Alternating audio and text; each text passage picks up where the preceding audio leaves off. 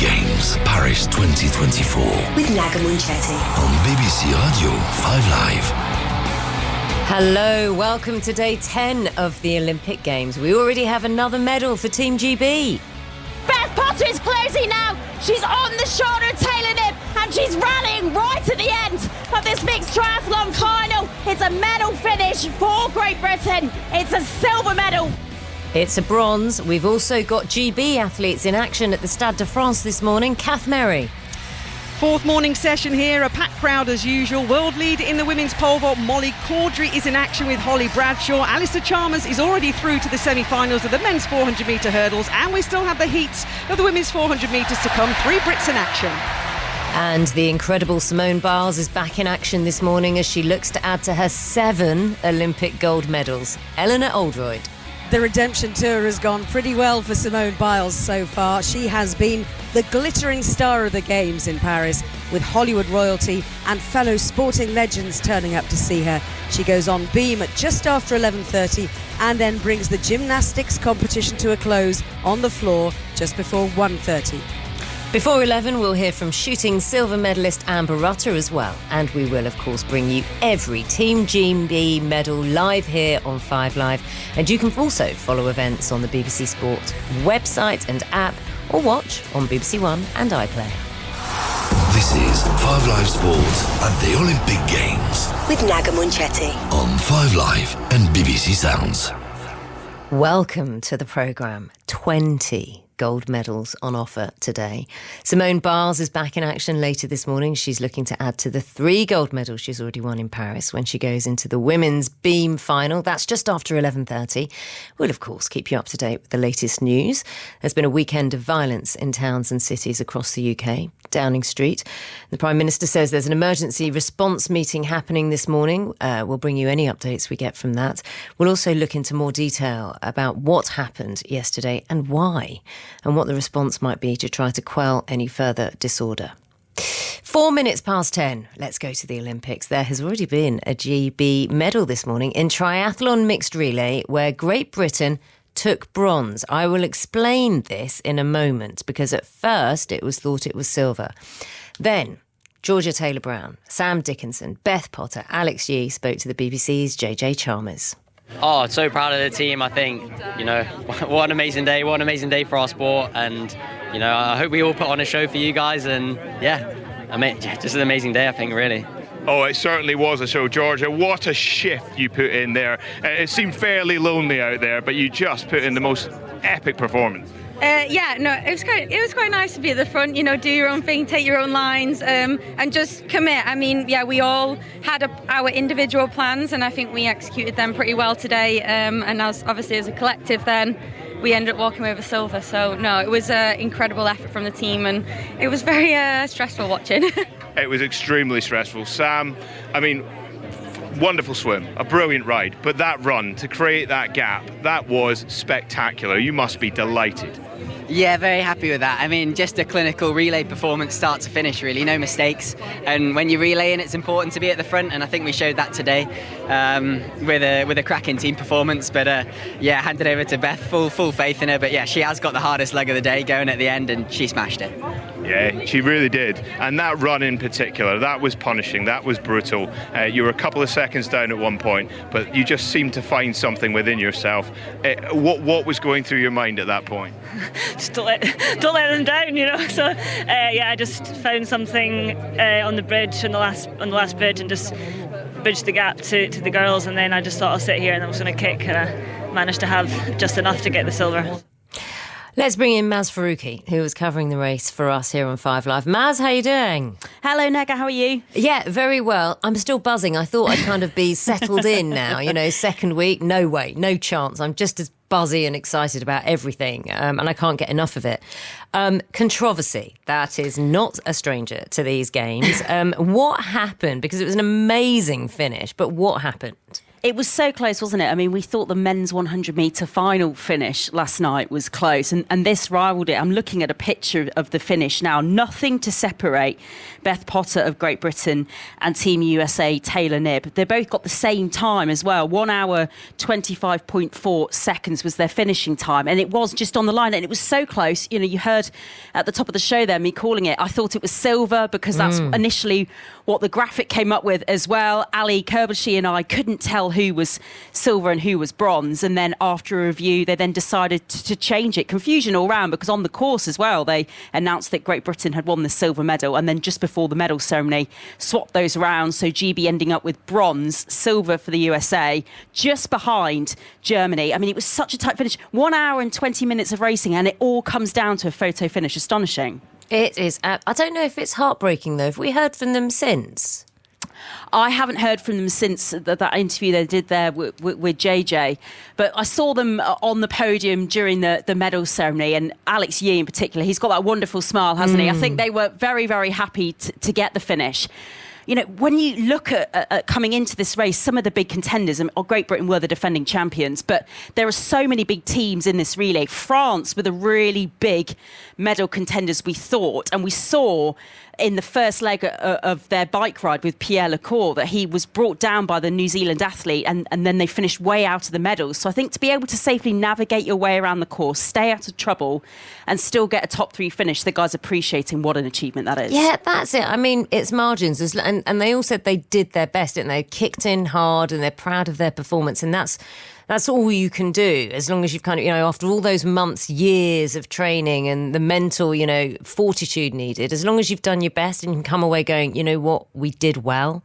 That's it, isn't it? Yeah, you could see at the end Beth Potter on the ground after she crossed the finish line. She had absolutely nothing left. I mean, she went for it right at the end to try and chase down the Germans, try and chase down Team USA. Didn't quite have enough. We saw Alex Yee just pull that off in the men's individual race last week, but Beth Potter had nothing else to give. And when her teammates were congratulating her at the finish line, she couldn't lift her head. Such was the exhaustion that how much effort that's she what put you in. want. That's what we want, all you can do. And what's great about the relay, and we heard the guys say it there, is you're running for each other. You know, it's extra motivation to leave everything out there, and that's what they did. And you know, the bronze medal, it's a podium finish. It's been a fabulous performance when you look at what the athletes have achieved for Great Britain in the triathlon at these games. You know, and how successful have they been already? Alex Yee, the smiler. Exactly. Gold, Beth Potter, bronze, you know, so these are like names that are going to be household names for us, aren't they?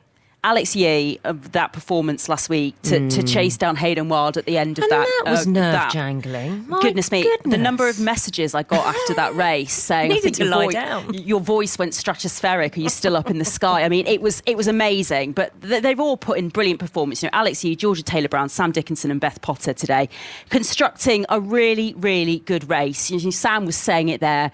You get out in front, you try and stay out of trouble, and you put yourself in the opportunity, in the situation to potentially get a top 3 finish. That's what they did. It was an excellent performance. USA and Germany as well, absolutely brilliant. But yeah, I mean, it's been a fantastic games for the triathletes, and you know, the first games without certain number of Brownlee brothers in 20 years that we haven't had Alistair and Johnny to talk about, and you've just seen the strength and depth and talent of British triathlon. I'm looking forward to hearing you go stratospheric again. I like it. I like it, Maz. Keep it going. Maz, thanks so much. Maz Faruqi there. Right, look, let's go to the Stade de France, where that 100 metres last night. Former Olympic 400-metre bronze medalist Kath Merry was commentating on the race for 5 Live. Kath, how are you doing? Did you go stratospheric? Oh, my God. Did we what is it about photo finishes at this Olympic Games, Naga? We've just had one again in the triathlon this morning. Oh, my gosh. Last night was outstanding. I think I've just about recovered. The 5 Live team have just about recovered. But the question is, has the new Olympic champion Noah Lars recovered? Because he's back later to start his assault for his second gold in the 200-metre heats. But it was an outstanding race. Should we ever have doubted Noah Lyles? Really? Hindsight, no. It's a wonderful thing, isn't it? But it's a wonderful thing. But you know why many did doubt him? Because this isn't his preferred event.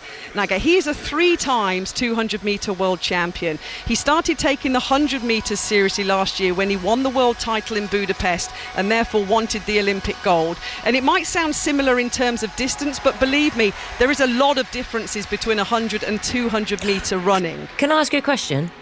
I was listening to Dina Rasher-Smith, right, on 5 yesterday, and she was talking about the 100 metres. She was talking about her psychology and talking about how you think during the various stages of the 100 metres. And in my naivety, ignorance, I didn't think there would be time to think during 100 metres and have a strategy.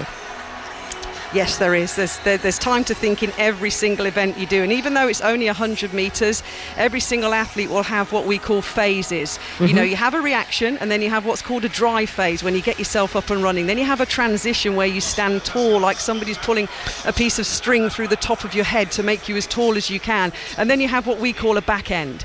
So sometimes you can have 3 or 4 parts in a 100 metre race. My old event was 400. I had 6 different parts to a 400 metre race.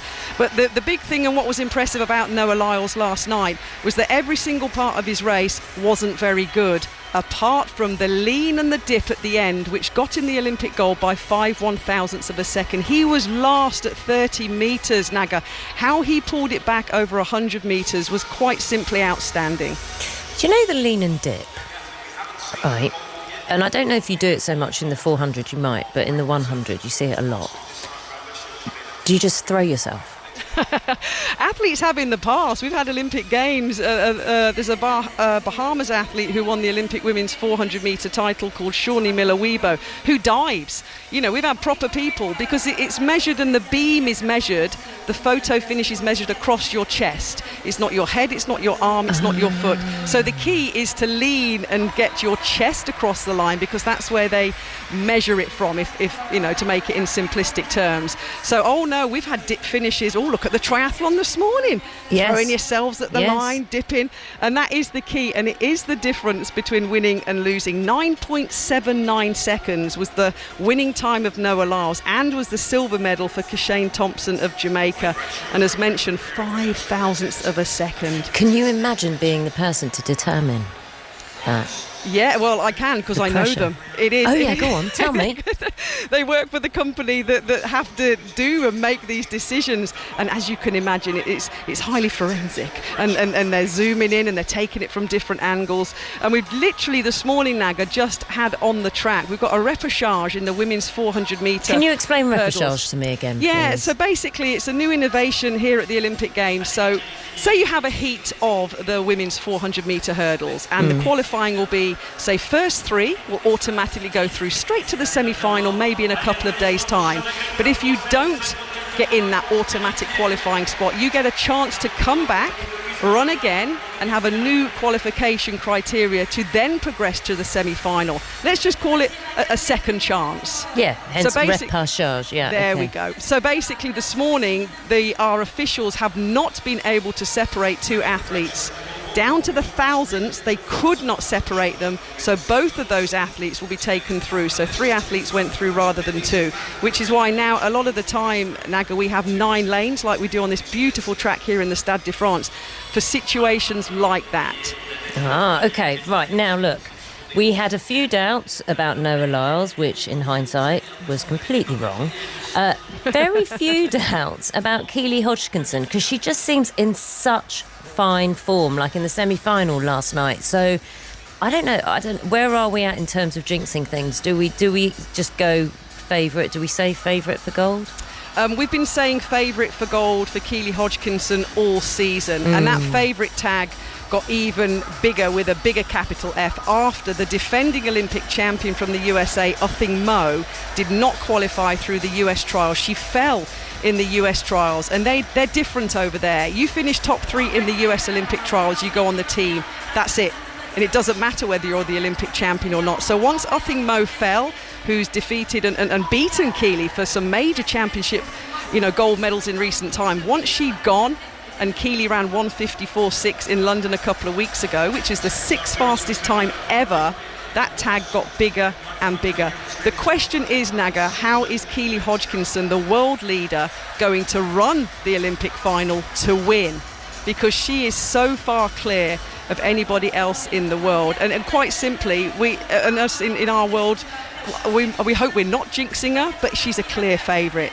And it could be coming home, as we say in other sports. The gold medal could be coming home with Keely Hodgkinson. When you are that clear, head and shoulders above the rest, maybe that's, without being disrespectful to the rest of the field, what do you think would be her motivation? Records? Breaking records? No.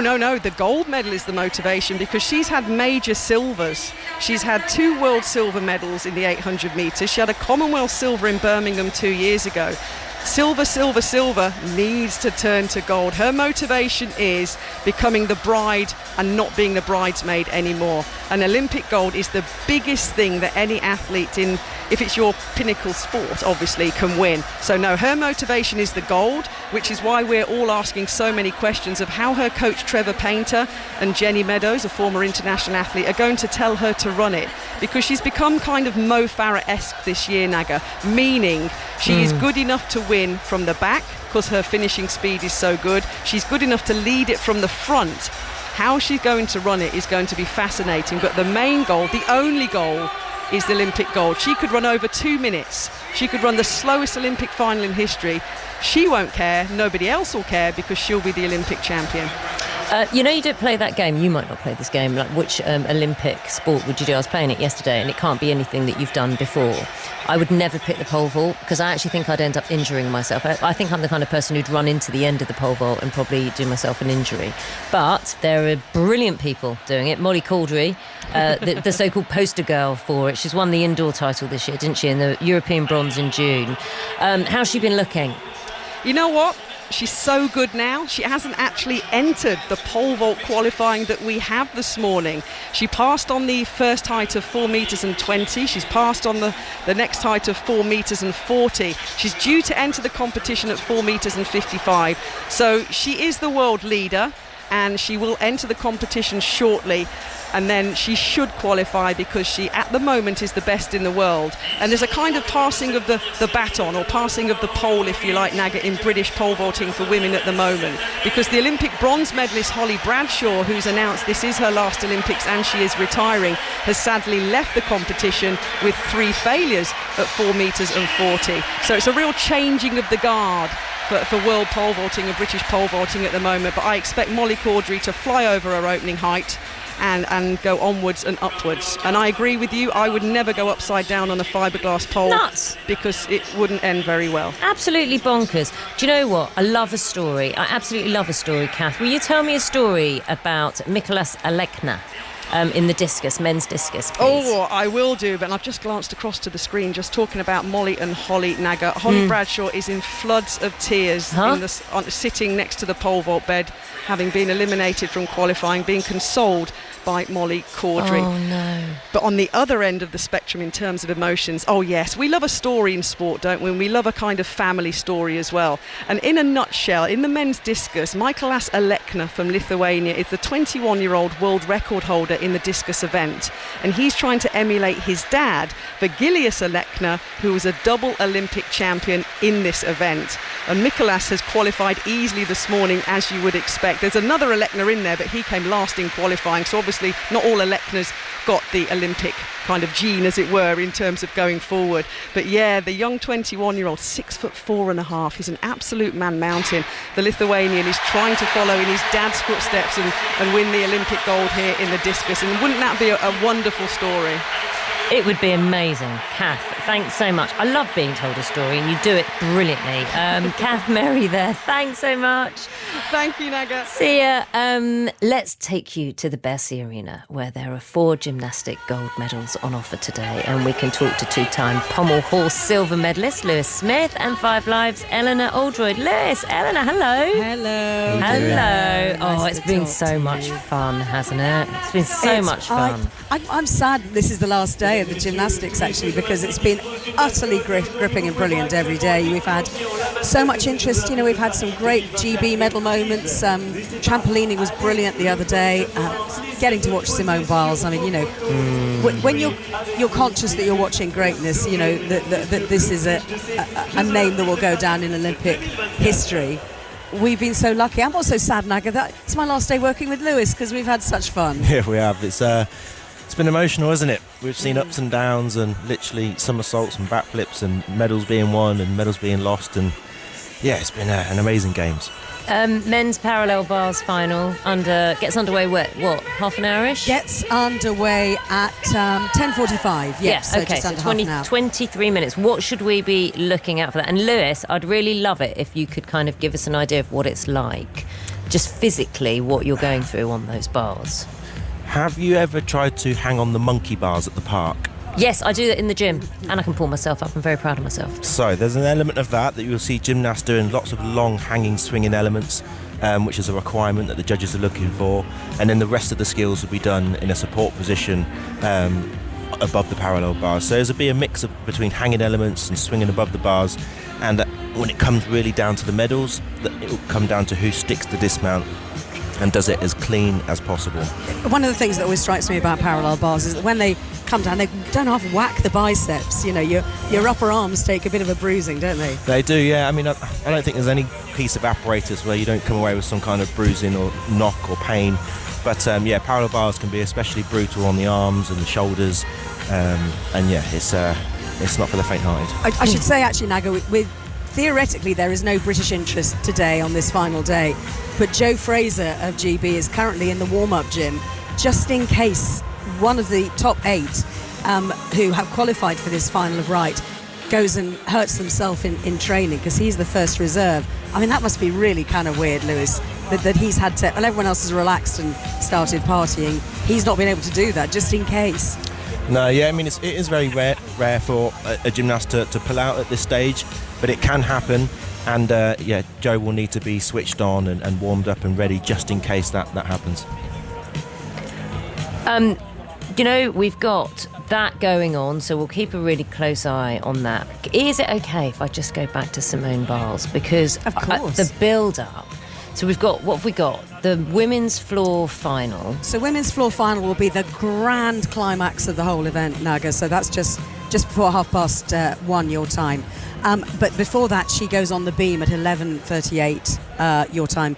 And beam is something that she's twice won bronze on. So, I suppose the real headline, I mean, the big story that a lot of people would like to see is 5 gold medals for Simone at these games, to follow on from the 4 that she got in Rio. And this is the redemption tour that she was talking about after what happened in Tokyo.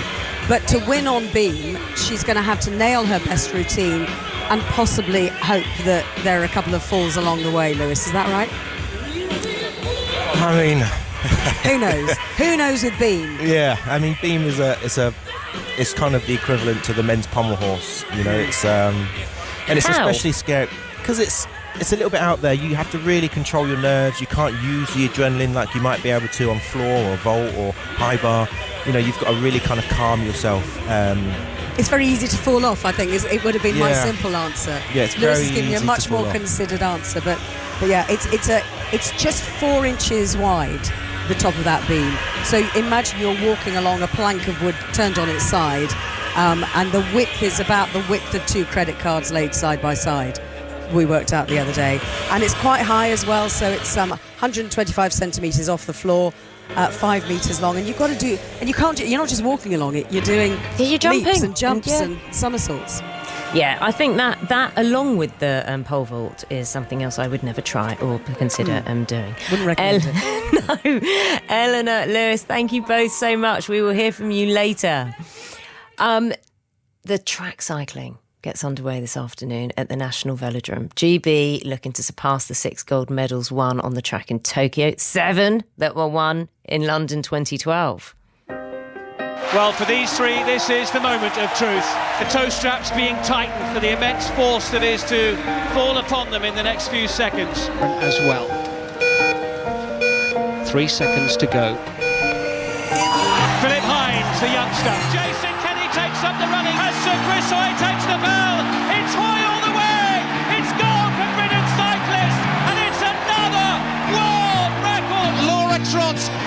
wins the gold. Uncharted territory, the first British woman to win 4 Olympic gold medals. Racing up towards the line, penalty for Great Britain, fastest time, 10.724, it's a world record.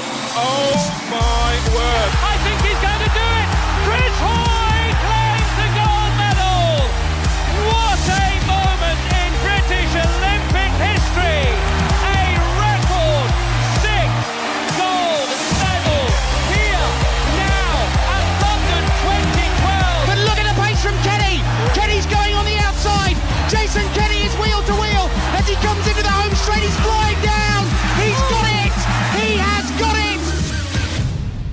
Oh, it just makes me feel so good. The women's team sprint will be the first gold medal on offer this evening, with Sophie Capewell, Katie Marchant and Emma Finucane, who has a good shot of winning gold for GB. Much is expected of Emma on the track at the game. She's already a world champion at 21. So Chris Hoy and Dame Laura Kenny have suggested that she could win 3 golds at these games. Now look, if you're going to talk about this, you talk to someone who knows what it's like to win Olympic gold. And Ed Clancy is the man. Hi, Ed. Hi, thanks for having me on. I'm gonna put the whole gamut of your achievements. Hold on. Ed won team pursuit gold for GB in Beijing, London and Rio. And he's joining me now from Towie Riders Cycle Club in Carmarthen. And that's where Emma was a young cyclist. These clubs, they just, when they have someone special, it feels special there for ages, doesn't it? That's right, yeah. So I'm in Carmarthen this morning at the local velodrome, and this is where Golden Girl, the new Golden Girl, Emma Finucane, is from. So, as you might be aware, we've had these sort of glory days of British cycling, since the National Lottery's been funding us, and, we've had Victoria Pendleton, more recently Laura Kenny, and now, looks like Emma's going to be the latest big thing in the world of track cycling. I think you've just mentioned that Jason Kenny, super coach now, has predicted that she's potentially got 3 Olympic gold medals in her. So, watch this space. It could be an exciting week. How good is she?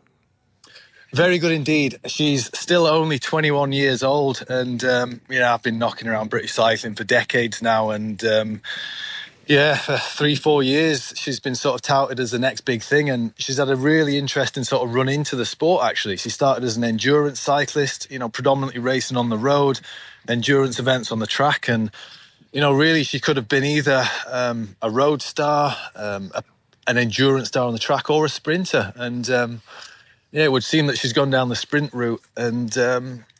today's the start of potentially big things for her. And I don't want to put too much pressure on her shoulders, but, everyone's talking the talk. And I think she really does have a decent chance of 3 Olympic golds over the next week. And these would be in what? Which events? Yeah, so first up is today. It's the team sprint. So she'll be lining up with Katie Marchant and Sophie Capewell.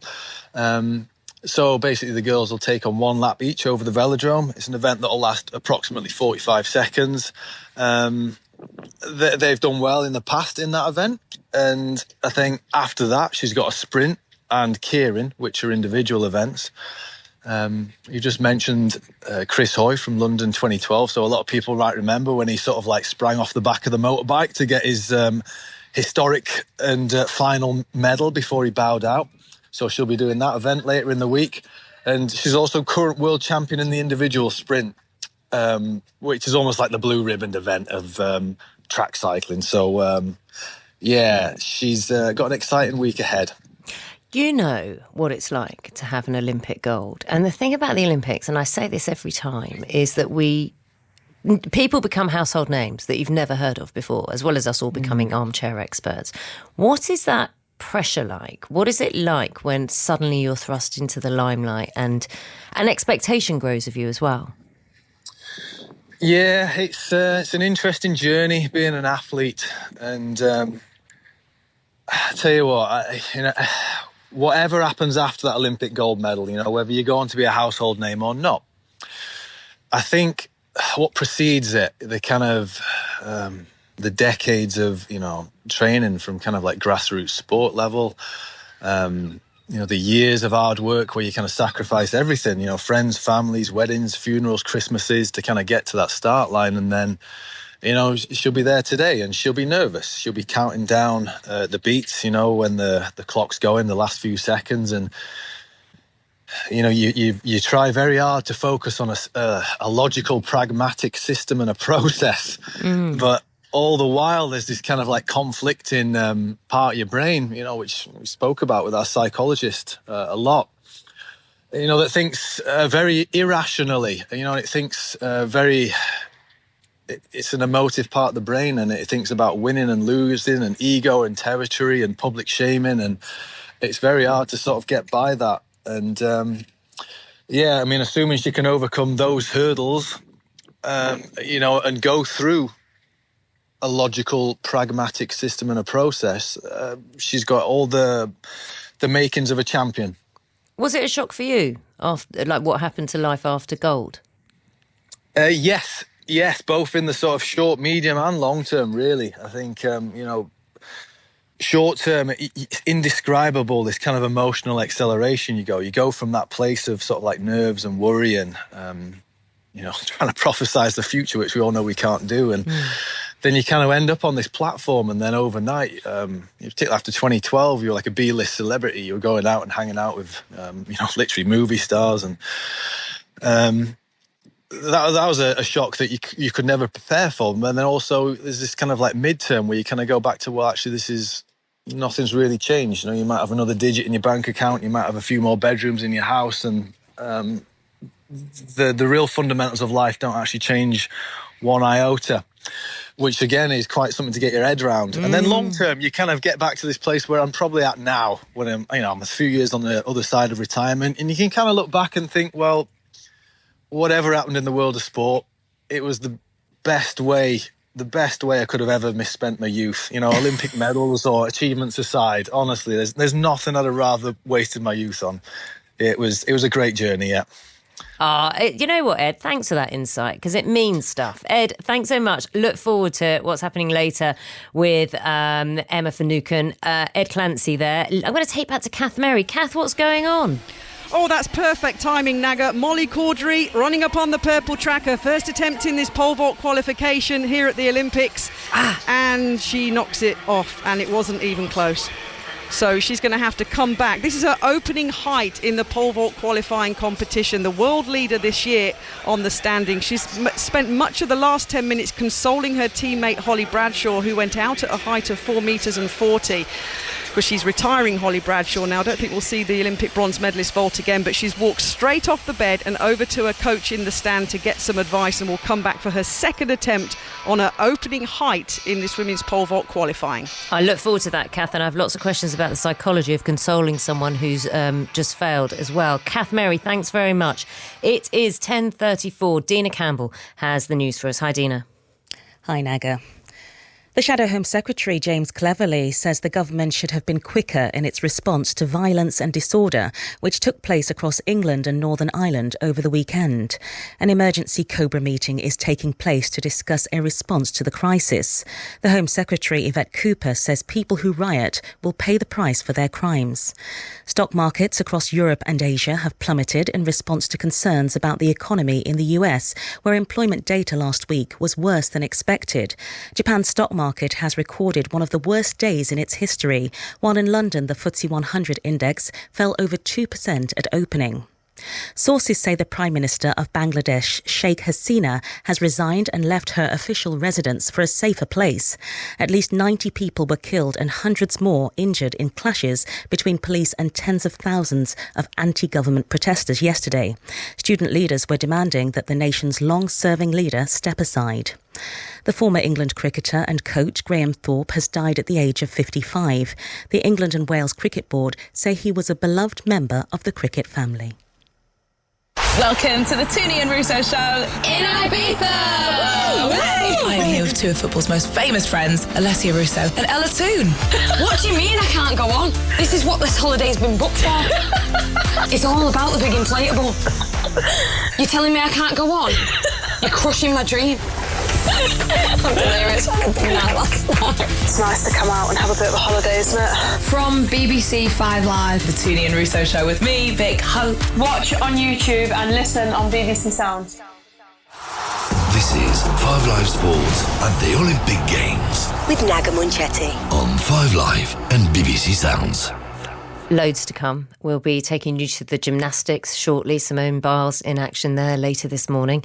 Right now, though, we get to hear from another of Team GB's medal winners. Amber Rutter came away with a silver medal in the women's skeet final, becoming the first British woman to win an Olympic shooting medal. I spoke to her earlier, just before the programme, and she's still in Paris and is understandably still buzzing.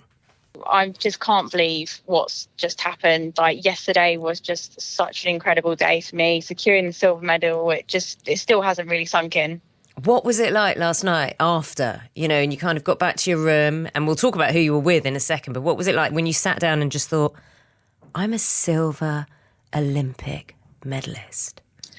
I think the moment for me was like this morning when I was in Paris and I saw the Eiffel Tower from one of my media interviews, and I was just like, what have I just done? Like, it just is absolutely surreal. And the fact that, like, I even had my husband James and my son Tommy here as well to celebrate, it is just the best feeling in the world that I've just been able to make all these hard months of work pay off, and it just feels like we've just finally crossed that finish line. Now, you are obviously very disciplined because of your excellence in your sport, but your husband doesn't seem very good at taking orders, may I say. You're going to have to explain why I say this. So he was definitely didn't listen to what I wanted. So I told my whole family that no one was going to come and watch me at the games because I just wanted to purely focus on myself. And I said if I saw Tommy while I was shooting, I would just be so distracted.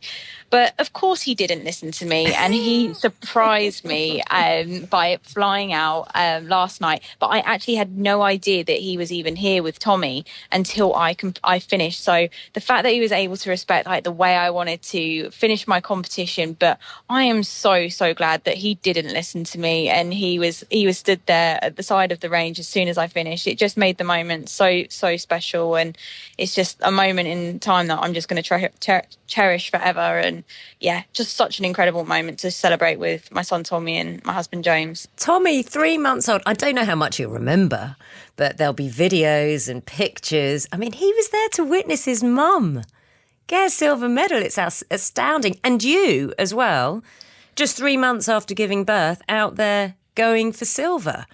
I mean, how did you get yourself kind of back into that mindset? I mean, I can only imagine how distracting it would have been if you'd heard Tommy cry, for example. To be fair, it has been a challenging few months. Like, it hasn't come without its tears and going, what on earth am I doing? Like, why have I taken on so much? But the fact that I just never lost sight of it, and I just pushed through the struggles and have now come out the other side of it, it just really feels like everything did pay off and everything just unfolded the way it was supposed to. But it has been such a team effort with obviously my husband James, my family, my mum and dad, the team at British Shooting, and Richard and Paul. There's just so many people to thank, and the UK Sport and the National Lottery. There's so many people that have worked together to even get me to this point of, and that's why I keep even saying that this medal isn't just my medal; it's a medal for everybody that has helped me get to this point. Can I say it's a little medal for us as well? Because we're ever so proud of you. We're all just cheering you on. Now, look, let's address this controversy around the shoot-off. Do you want to explain what happened? First of all, tell me about how you were feeling as you were in this shoot-off for gold. So when I was in the shoot-off, I was literally I was so nervous, but I was just really focusing on my routine, and that's just shot by shot, and then ended up in a shoot-off for the gold medal. And I truly believe that I hit my last shot, but unfortunately the ref didn't see it, which meant that I took the silver medal. And you'd seen it, hadn't you? You'd seen it and your coach had seen it. So I had definitely seen something. My coach saw something. I think a lot of people did see it. But unfortunately, the ref didn't. And that's the thing about sport. It's the way it goes. It's on the ref's decision. And I tried to appeal it. But unfortunately, they didn't see it. So, we had to settle for the silver. But I think it wasn't just myself that was affected. There was other athletes in the final that were also affected. And I know this is just a part of sport. And just I just really don't want to let a moment like that take away all the hard work that's gone into this medal. And it's just something to be so proud of, having a medal of any colour around your neck at the Olympics. So that's what I'm just trying to focus on, is all the positives and all the hard work that went into it. Also, I suppose from these things, people learn, don't they? And sporting bodies learn, because you've got no VAR, but there is video evidence there. So maybe that will kind of be considered in the future. Of course, and it was actually something that was in place, and we had a VAR system in place for previous competitions over the last couple of years. So I'm not quite sure what happened to it, but I think this will be a reminder of how important it is. And I think with the response from everyone back home, that everyone just wants a fair level of fair field of play, where we get the result which is deserved for each athlete, because there's so much on the line. But yeah, like you say, we all learn from this, and I hope that it can change for the future. Now, you've had a bonkers journey to Paris, haven't you? Because there was Rio, where you came sixth. Then you were named BBC Young Sports Personality of the Year. So it was all going brilliantly. And then Tokyo came around. And were you diagnosed with COVID the night before you were supposed to fly out? Yeah, so I caught COVID the night before and tested positive at 9:00 that evening. So for me, it was just the most heartbreaking moment. That I felt so ready for that games, and I was just so ready to get out there. And then for it not to happen at such a last minute before I flew, it was the most painful time of my life. I just was so depressed after it, and I didn't know if I wanted to continue in the sport. But just with the help of everyone around me, we just sort of took every day by day, and it just the only reason I really continued the following year was just to keep paying my bills and keep a roof over our head and support my family. And that's exactly what I had to do. But then as time went on, and with the support I've received, we soon realised that, you know what, maybe I could have another Olympics. And yeah, the story, I didn't want the story to end like that. So that's why we're here in Paris. And the fact that we've now secured the medal after 8 years, so all the way back from Rio, it just feels so much more special. Quick word, you managed to dedicate your medal to your granddad, who got you into the sport. Definitely. So, yeah, for those that don't know, my granddad was the one that got me into the sport in the first place, and he was my biggest fan, but unfortunately passed away just after Rio, just because of cancer. And it's obviously been a hell of a journey from the early days of shooting with him to this point now. But I know it's something that he would be super proud of, that I didn't give up, and we saw the dream through. And yeah, this one really is for him as well, because I know that he would be over the moon. The brilliant Amber Rutter, skeet shooting silver medalist, speaking to me earlier. Time now is 10:44. We've had some really sad news from the world of cricket this morning. It's been announced that former England and Surrey batter Graham Thorpe has died at the age of 55. Loved by England and Surrey fans for his stylish stroke making, Graham Thorpe played 100 tests for England between 1993 and 2005, as well as 82 one-day internationals. Now, following his playing retirement in 2005, he moved into coaching, including working with the England men's team for more than a decade. Now, Jonathan Agnew, the BBC's cricket correspondent, joins me now. What a day to be talking to you, Jonathan. What a sad day. Yeah, it's a very sad day. It's the whole thing's been a tragedy, really. Ever since 2 years ago, it was announced out of the blue by the PCA that Graham Thorpe had been taken seriously ill. There were no details given at all, and there has been no update given about Graham until today. And so this will hit the cricket family very, very hard indeed. He was immensely popular. Stylish. Yes, he was a gritty batsman. You know, he was one of those real fighters. One of the finest players that England have ever produced. And bear in mind that he was immensely successful. 16 Test centuries. He got 100 on debut against Australia. And he did that at a period in which English cricket was really struggling. You know, it was hard work being an England cricketer in the 90s. They didn't win a lot, and yet Graham managed to average nearly 45 with the bat. But he was just an immensely liked figure. I know that's always said about people, but he was immensely popular, a bit nonconformist. So his teammates liked that. He didn't like rules and regulations very much. Bit of a rebel. No, he wasn't a rebel. He wasn't. He was too quiet to be a rebel. He just didn't like rules and regulations, being told what to clothes to wear and things, which is interesting, him then going into a coaching scenario, which he did very well. And again, this is what's going to hit people today in cricket, because he had a long career.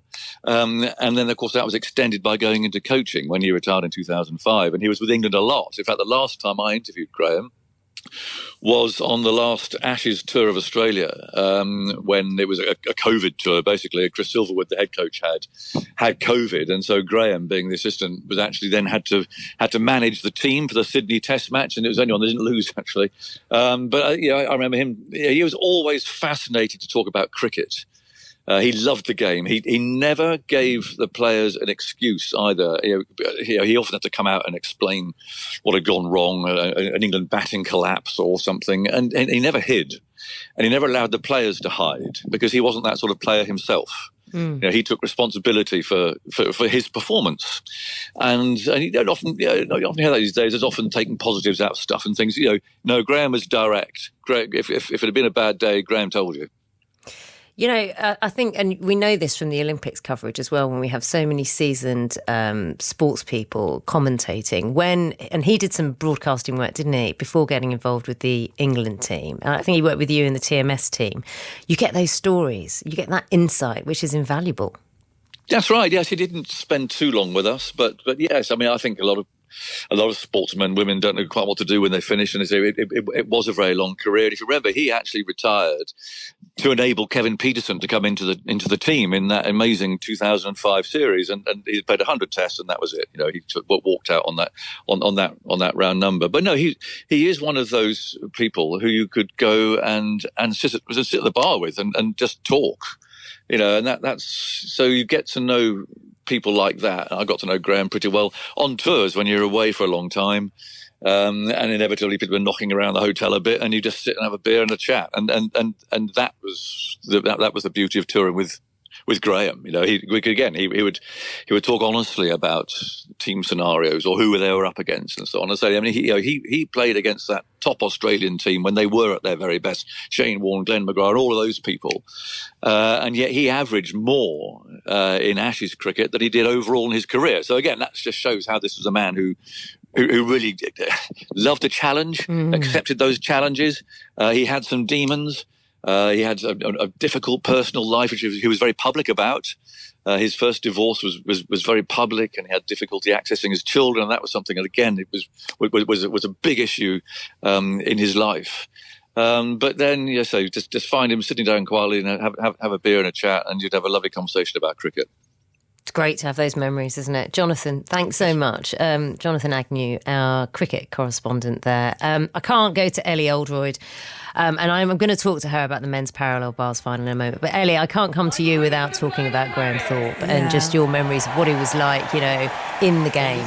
Well, I mean, if you were an England cricket fan in the 1990s, I mean, it was not an easy thing to be in some ways, Naga. I mean, as Aggers has just kind of hinted, really, it was not the most successful period in England cricketing history, but there was something about Graham Thorpe coming to the wicket that just made you think, okay, right, this is good. He will sort things out for us for a bit. And it's just such tragic news. And I mean, most of all, I just feel for the many Surrey fans I know who loved watching him, because he was an absolute hero at the Oval. But also his family and his many friends as well. And to pass away at 55, it's a tragic loss, really, to, the world of cricket, but particularly to the people who knew and loved him. Of course, our thoughts with his family and friends and loved ones, indeed. And I'm sure many kind tributes will be coming out today as well. We'll hit, and we'll learn a lot more about him as well and his contribution to the world of cricket. I did say I've taken us to the Bercy Arena, the men's parallel bars final. Just got underway, has it? You're there with Lewis Smith, yes. Two-time pommel horse silver medalist. Hi, Lewis. Absolutely, yes. He's got 4 medals in 3 different games, Lewis. So, he is one of our all-time great gymnasts, and it's been lovely to see actually the people.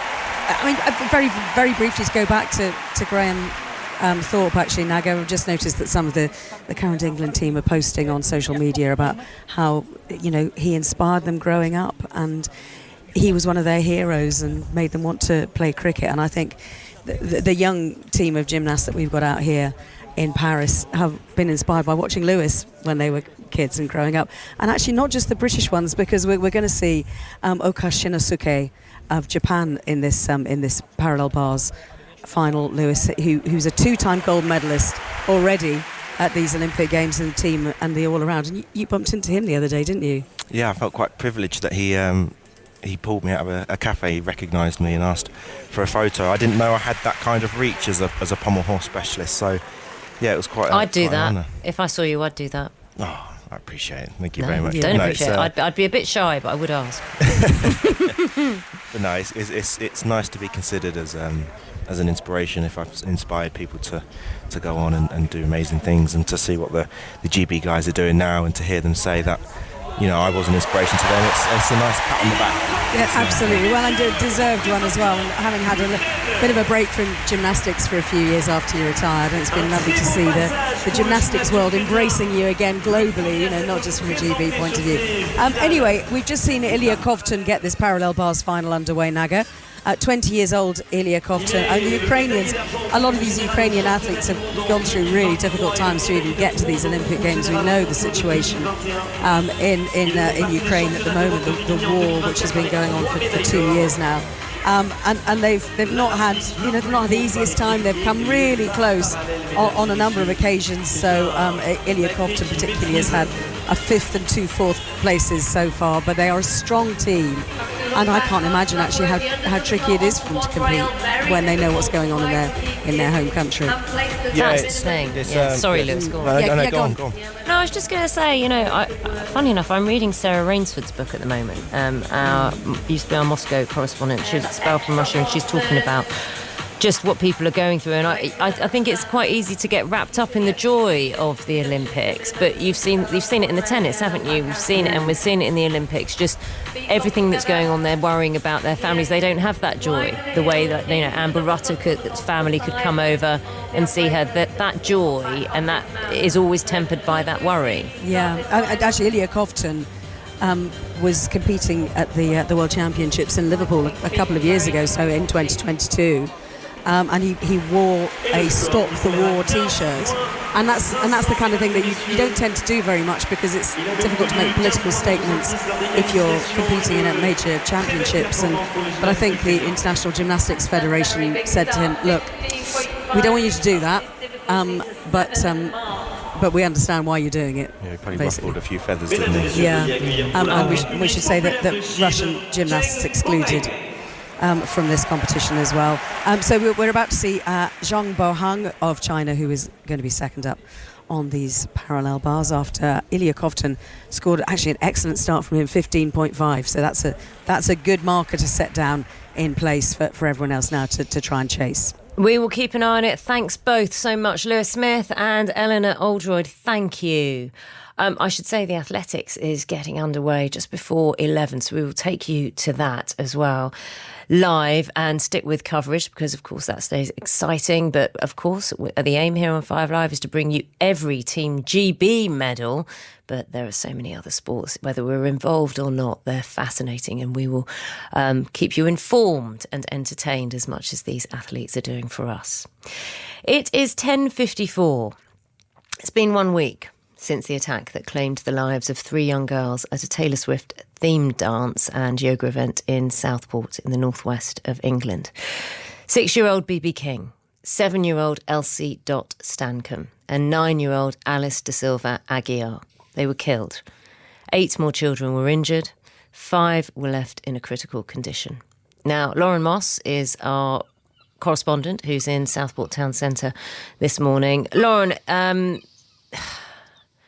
I can't imagine anyone, unless you've had no access to a newspaper or online news today, will not be flabbergasted about what is going on, so-called in the name of what happened in Southport. What's it like there in Southport now? Hi, Naga. Well, the names that you said then, BB King, Elsie Dot Stancombe and Alice Aguiar, they are at the hearts of everyone's thoughts here. I'm sitting outside the gallery in Lord Street in the centre of Southport Town Centre, which is where a vigil was held last week, around half a mile from where the attack took place at the dance studio, where children were attending a Taylor Swift inspired dance class.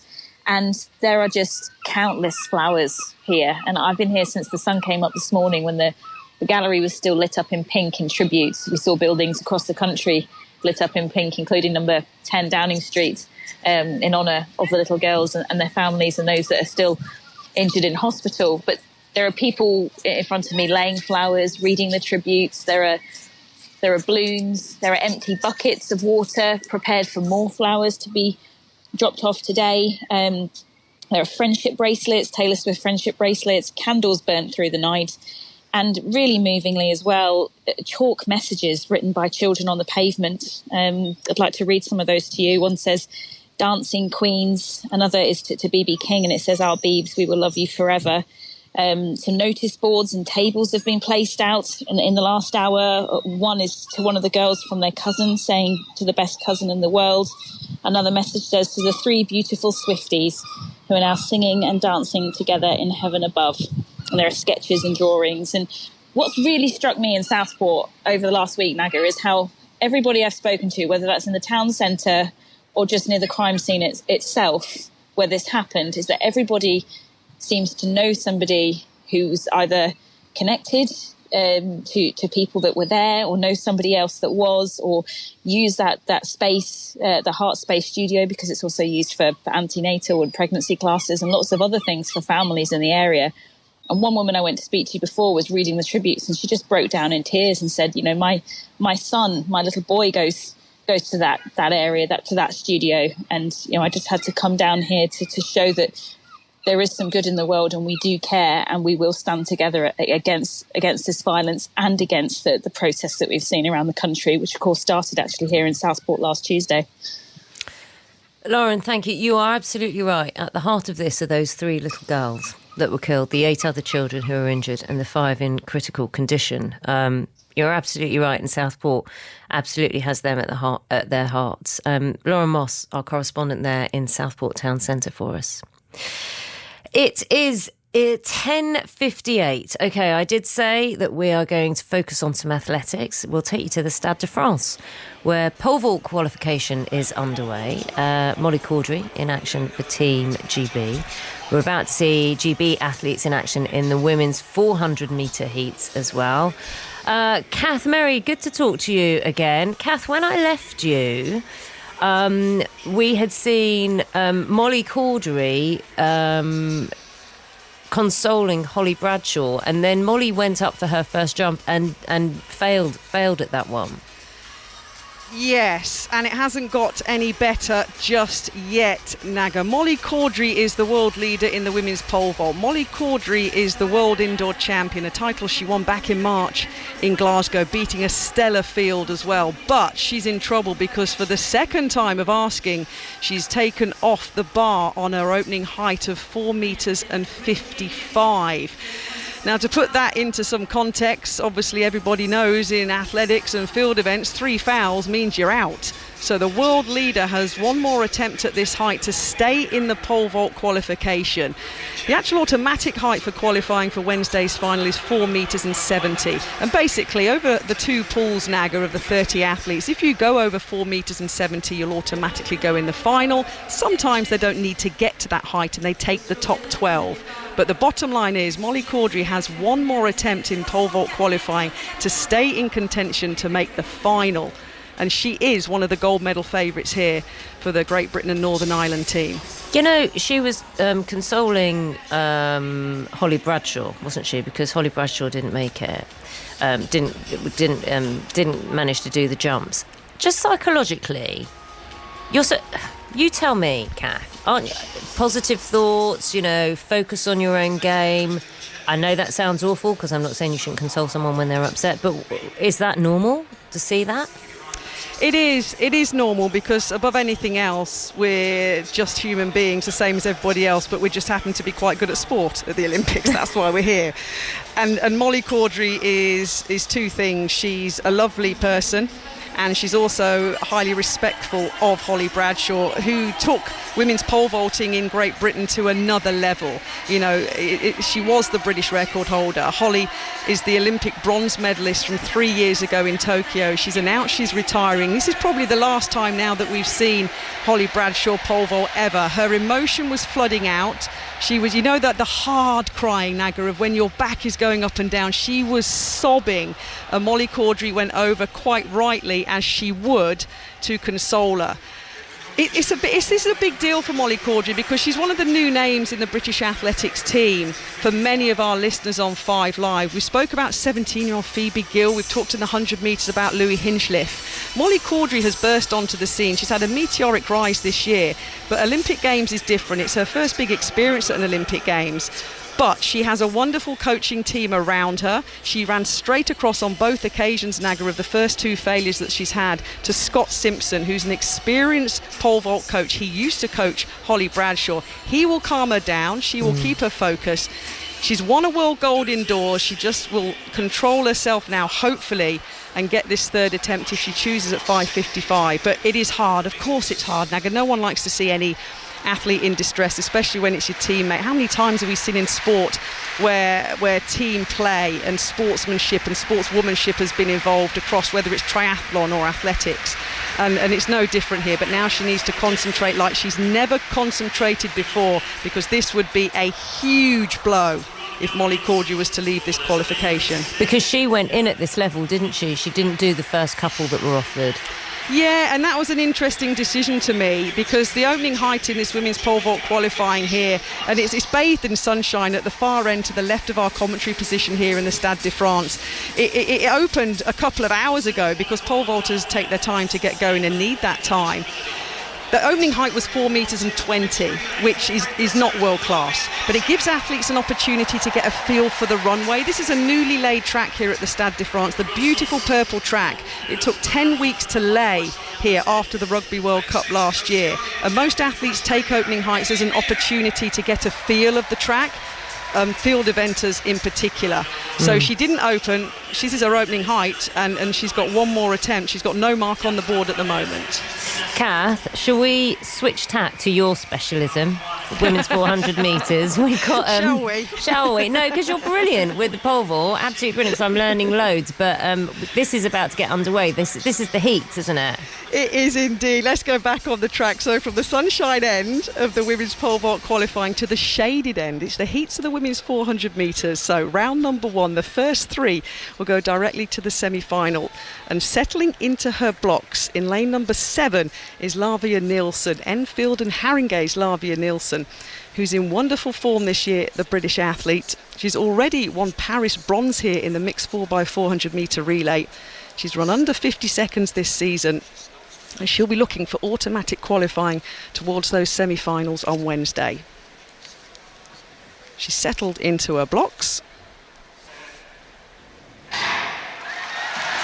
And a clean start and a roar from the usual nearly 80,000 in here on this 4th morning session of Stadium Athletics. Nielsen moving nicely down the back straight. Ellie Beer of Australia inside of her is pulling back the stagger though. Lavia Nielsen is running conservatively, shall we say. This should be easy work for Lavia Nielsen this morning. As I mentioned, 49.87 seconds. She's a sub 50 second runner for the first time in 2024, and that's the magical barrier for women's 400 metre running. But Jaeger of Norway is going to swing into the home straight in lane number 2. Lavia Nielsen is in 3rd place. That's an automatic qualifying spot for the British athlete. She's comfortably in 3rd place as well. She takes a little look to her left and her right. She knows she's going to qualify. The Jamaican Nikisha Price is going to win that heat on the outside line. The Norwegian, as mentioned, in 2nd. She gives herself a clap, but Lavia Nielsen has automatically got herself through to the semi-finals on Wednesday, Naga, finishing in 3rd place there, looking nice and controlled. Right, okay, stupid question. I haven't asked too many stupid ones today yet. How do you when you're trying to just qualify, because this is a heat, yeah, so you're trying to reserve as much energy, but obviously you have to make sure that you're still working and that you get through. Do you measure yourself against the others, because she was comfortable in 3rd, wasn't she? Or do you have in your head and body kind of a fixed time? She's been confirmed in second as well, Naga, which does make a difference. I didn't look like that on my screen, but no, it didn't look like it here either. But the Norwegian athlete Jaeger really, well, no, actually she wasn't shutting off. I'm just looking at the replay now. Me too. Nice, 50.36 seconds. But you know what? Second or third, she's automatically through. But to answer your question, no. That's the worst thing a 400-metre runner can do, because you have to run your own race. Right, and okay. You have to. And that's hard for some 400-metre runners to get their head around, because you instinctively want to chase, especially in the staggered lanes, right? But you have to run your own race, which is why it's so important for 400-metre runners in particular to, one, learn how to run the race, which is best for you. Have those parts of the race that I spoke about previously. In fact, well done. Yeah, the 6 phases. I listen.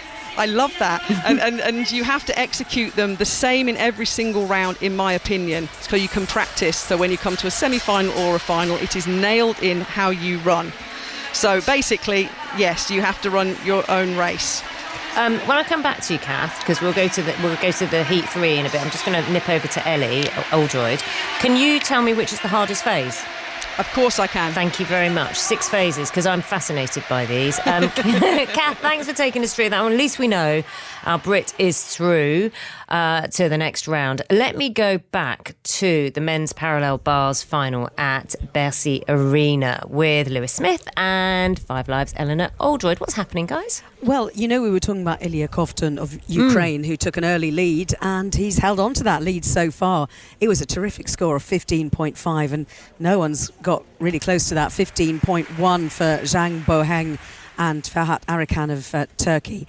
And then Wataru Tanigawa, Wataru is, he had a bit of a problem, because he just couldn't keep his hands still on that parallel bar. And Lewis, you were saying that if you don't have an absolutely firm grip on the bar, even if you get a little finger twitch, the judges will take marks off you. And just seen Oleg Vanayev of Ukraine just misjudging something coming off the parallel bars. Yeah, there's something in the air tonight on parallel bars. I mean, everyone keeps making little mistakes, and especially uncharacteristic mistakes. But yeah, the judges are really hammering down and taking deductions for any fidgeting and movement of the hands on the parallel bars. And if you're off balance, or you decide to try and step to control yourself, the judges are really going to penalise you. Guys, I'll be back with you very shortly. I'm going to go back to Kath Merry. Kath, you were doing the 400 metres. Can we go back to the pole vault? What's happening with Molly Caudry? Molly Caudry has just exited the Olympic Games. She has had 3 failures at her opening height of 4 metres and 55. Just as you came to me, Naga, she took the bar down.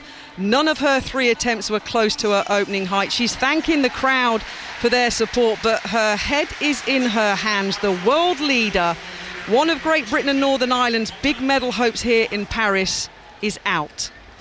OK, we're going to have to explain how this has come about. So this was her 3rd attempt. She passed on the first 2 heights because, I mean, I'm looking at this 3rd attempt. She was clear, but the angle, she came straight down on the bar, didn't she? So she chose that, but she was our big hope. And I mean, I'm looking at her face now. She can't believe it. And nobody's going to believe this. This is probably, I'd say, one of the biggest shocks of the track and field programme in the Olympics so far. And I'm not just talking about for the British team either, across the board. She is the best pole vaulter in the world in 2024. She has gone over a height, to put it in context, of 4 metres and 92, 4 centimetres higher than anybody else in the world. And what she did was decide to come in as her opening height and take her first attempt at a height of 4 metres and 55. And I can tell you, in her pool, in her group, because they split the 2 groups with the 30 athletes here, nobody else entered at that height in her pool. Nobody. Everybody had come in at an earlier height, but she decided to wait until that height. And unfortunately, therefore, the 3 attempts that you're allowed at that height has not been successful. Nobody else across the 2 pools here, Naga, in the women's pole vault qualifying in Paris, entered at 4:55. Oh, I mean, my mouth's wide open, but OK.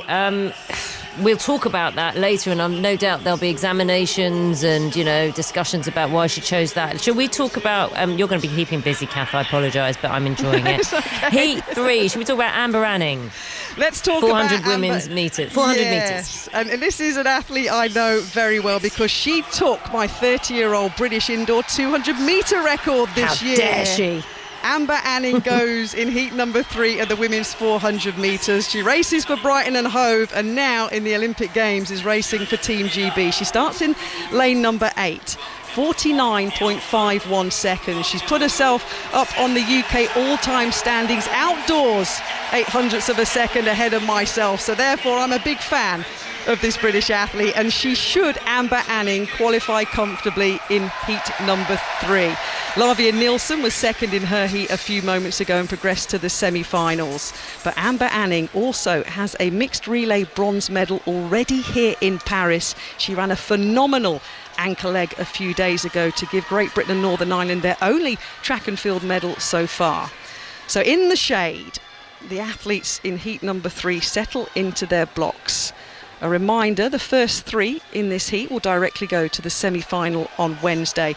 And looking across this lineup, Lieke Klaver of the Netherlands goes in lane number 2. The mixed relay gold medal winning team, of course, when Femke Bol sped them to the gold medal just about 72 hours ago. A rare bit of silence across Stade de France. Amber goes in 8.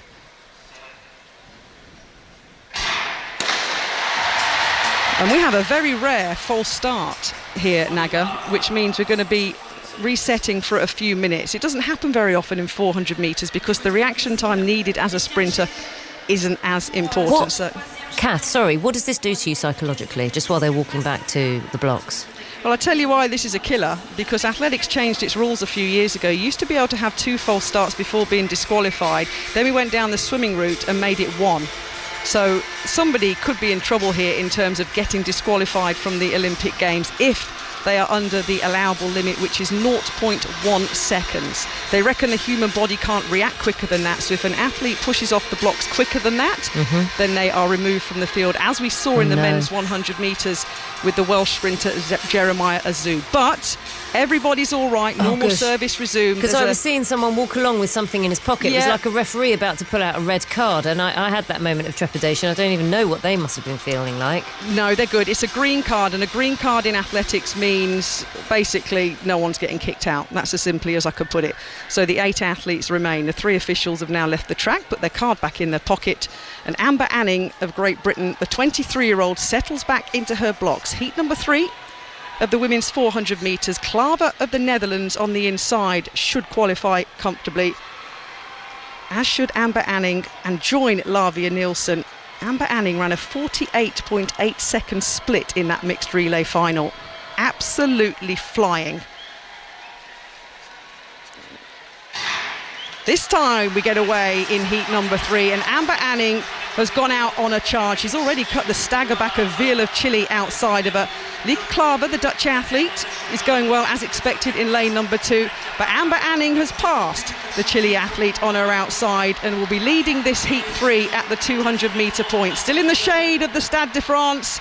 She's going to hit the blast of sunshine in a minute, but Amber Anning, a 49.51 second British athlete this year, is moving very nicely indeed. Obajewu of Nigeria in lane number 3 is battling with Lieke Klaver of the Netherlands, but Amber Anning is in cruise control. Easy as you like, the sleeves of the British kit.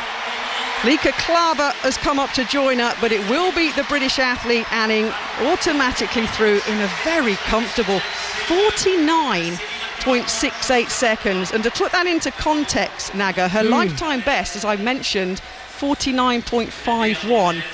Wow, she is ready to rock and roll. She's based in the USA, but the all-time number 3 in the UK, behind Christina Hurrigu and Kathy Cook, joins her teammate in the women's 400 metre semi-finals. As you said earlier, they run their own race, so obviously she's feeling on great form. Quick word, because I want to talk about Holly Bradshaw. Quick word, you said that Amber Anning took your 200 metre indoor record. You see, that's what I wanted to know. Yeah, she did. And can you tell by my voice, I'm fine with it. Let me tell you what, if any athlete that has a record, it's mixed emotions. I held that indoor 200-metre record around 22.8, and I've had it for 30 years. And then I like records being gone because it means the sport's moving on, Naga. But there's a little me that thinks, oh, never mind. But you once held a record for 30 years. That's how impressive that record was. Exactly. And joking aside, Amber Anning is a phenomenal athlete. She really, really is. And what she does briefly very well is she's based in the USA, as I mentioned. So she runs the heavy indoor and outdoor season for the US and then comes across to Europe and runs for Great Britain. And she is in super form. 49.68 seconds confirmed. 2 Brits down, with one more to go in the women's 400 metres qualifying. We will get to that fourth thing. I'm glad you were so searingly honest about that, because I just think anyone who says no, it didn't bother me is just frankly a fibber. Now look, let's talk about the pole vault, because we've had, honestly, this jaw-dropping news, literally jaw-dropping, disappointment for Holly Bradshaw, who failed to clear 440 after 3 attempts to bout the women's pole vault. We will talk also about the other failure as well, but we can hear from Holly Bradshaw now. I know you really wanted to make that 4th Olympic final. How are you doing? I'm pretty crushed and heartbroken. I think, like, when I look back at this experience, I will look back at it fondly. I was actually feeling really good. It's the first time all season I've been pain-free. My team have worked so hard to get me to this day in no pain. And I think how good I was feeling caught me off guard. I was a bit on the back foot, chasing the poles, and then the wind was a bit swirly. But it's not really about that. Like, I wanted to come and do myself justice, which I don't quite think I have, which is why I'm so crushed. I made a few mistakes with poles. You know, pole vault's so complicated, so I am a bit. Yeah, I'm just crushed really, and I think the only positive is it's such an amazing atmosphere. It really feels like the London Olympics to me, and it's kind of fitting that I started there and now I'm finishing here, and I wish I could have done better, but I know all my friends and family are proud, whatever, and I think the main thing was, you know, to make the Olympics, and, you know, I wish that my dad could be here, but he can't, and I just wanted to make him proud, and I hope I'm absolutely sure you will be, Holly. You have done so much throughout your whole career and always showed up.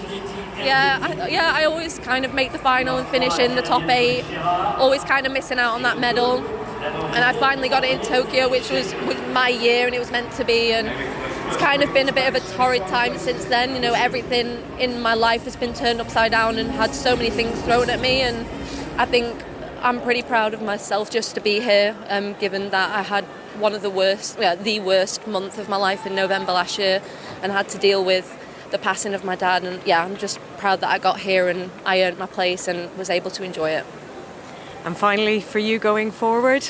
I think I've got a few more competitions booked in. You know, immediately after I was like, I think I just want to retire, but that doesn't, you know, do myself justice as to where I am.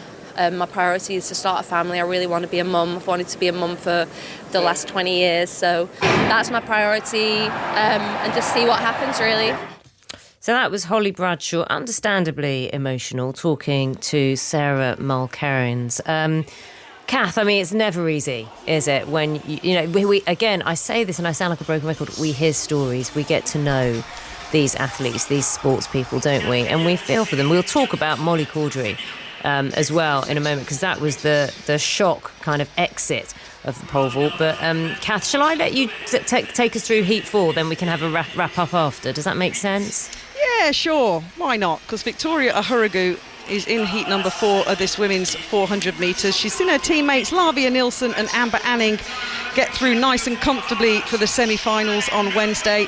And Victoria Ahuragu, that familiar name, is the younger sister of the former Olympic champion Christine Ahuragu, who won the title in 2008. She lines up in lane number 6, a lane inside the defending Olympic champion Shawnee Miller-Weibo of the Bahamas, the 6th fastest athlete of all time.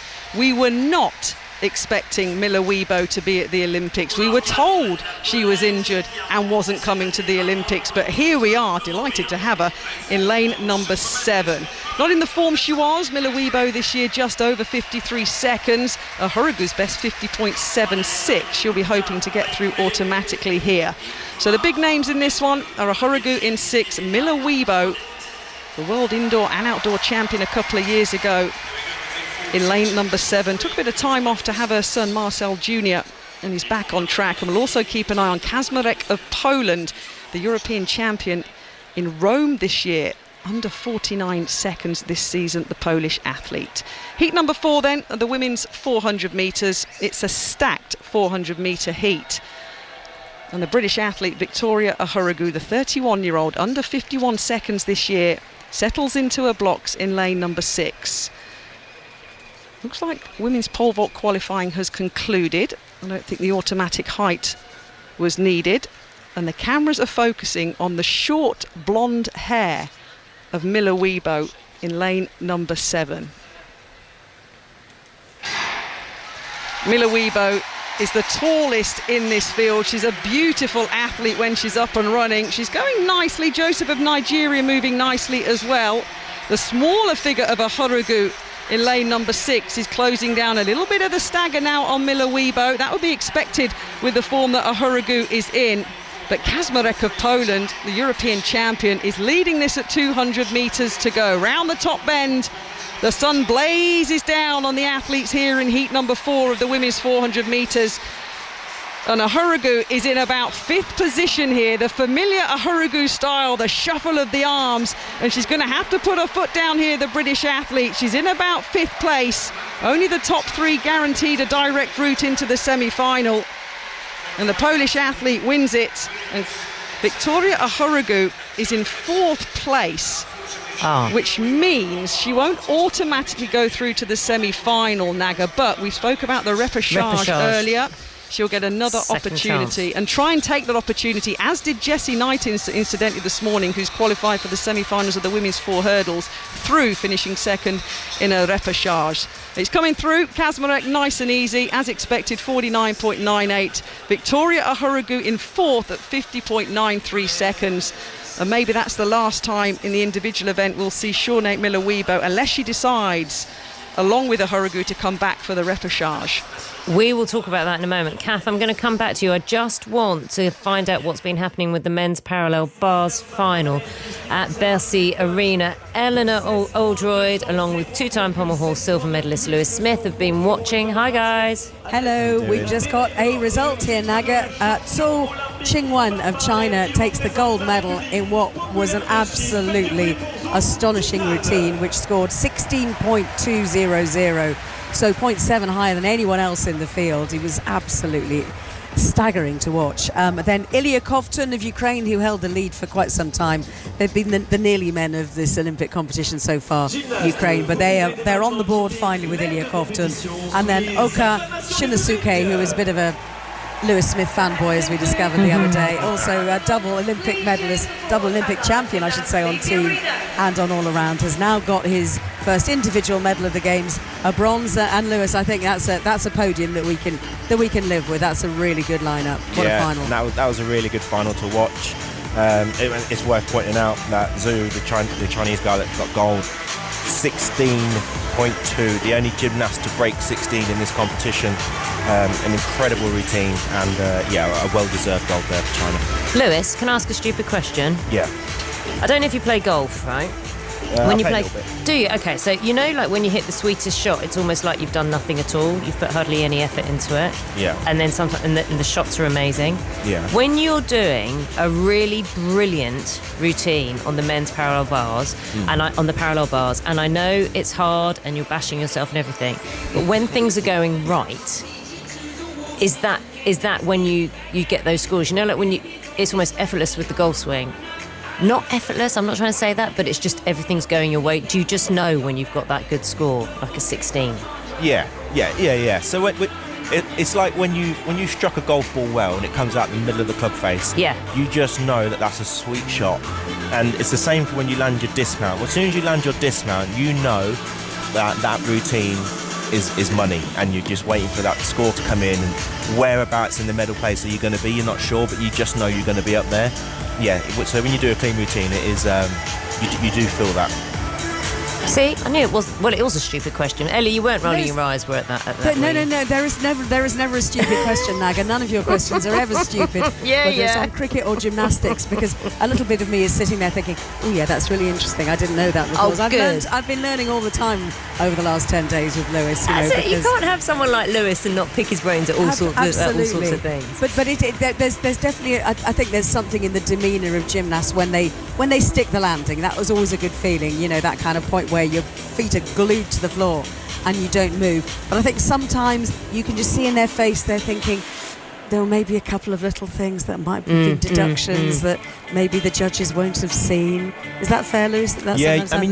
Usually you can tell sometimes when a gymnast comes off, he's fist pumping, he's running around the floor, he's getting the crowd to kind of, give him a clap and give a raise out of everyone. So sometimes the gymnasts really live up to it, and sometimes, they think to themselves, I could have done a bit better then. And are they ever trying to con the judges, do you think? Not con the judges, but try and convince the judges that they've done a bit better? I think, like when you were in Strictly and you might go up and blow a kiss to Craig, for example. Yeah, I think there might be an element of that, but sometimes, genuinely the gymnasts are just over the moon, because this is such a stressful environment, and to come out here and actually do one of the best routines of your life, it's actually a rare thing to do. Usually you have a bit of nerves and jitters and it's not quite perfect, but on the rare occasion like mine in London 2012, you go out there and you actually rise to the occasion and do the best routine you've ever done in the most stressful environment, and that just does something to you. It just makes you want to celebrate and cheer and shout and get everyone involved. So yeah, it does happen. Ellie, Lewis, I'm coming back to you for the women's beam final. Yeah, we're excited. We all are. excited. Starring Simone Biles. I will come back to you, I promise. I am going to just, though, get back to the athletics. You heard Kath Merry has been commentating. I'm going to talk to her in a moment. You've heard Britain's Amber Anning qualified comfortably for the women's 400-metre semi-finals. So she won her heat, and she's been speaking to Sarah Mulkerrins. Amber, safely through to the semi-final. You attacked that race hard. Yes, I did. Honestly, I had an outside lane, so I just knew how to go out and execute my race plan and get the job done and finish with a big Q. And so when you were coming around with 100 to go, how were you feeling in your body considering that strong start?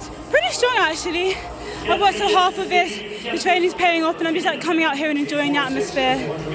And of course winning it will give you a favourable draw. It's all those small things that help you through the rounds in a championship. Definitely, it's so important, especially lane draw going into the semi-finals. So again, I've got to go back, speak to coach and get ready for another race. Oh, okay. It's a quick turnaround, Kath, isn't it? You just kind of go, right, that's done, focus next. Yeah, we don't mess around. And you know why? Because athletics is really quite complicated. We have lots of events in a short period of time for the men and the women, and the scheduling, I can promise you, is very, very complicated to do, especially for sprinters and who maybe double up, like Noah Lyles, who won the 100 last night. He's back tonight to do the 200. Quarter milers, us 400-metre runners, Amber Anning there and Lavia Nilsson ran the mixed 4x4 relay a few days ago. Now they're doing the individual event. So yeah, the turnaround is pretty quick in track and field when you especially do more than one event. Dumb question coming. Do you still run, like for fun? Very rarely, and if I do run for fun, it's a very slow 3 or 5k. Okay, when you were running professionally, for your job, when you got on a running machine, what was the number? Oh, I have no idea. I know. How many k per hour? I don't know.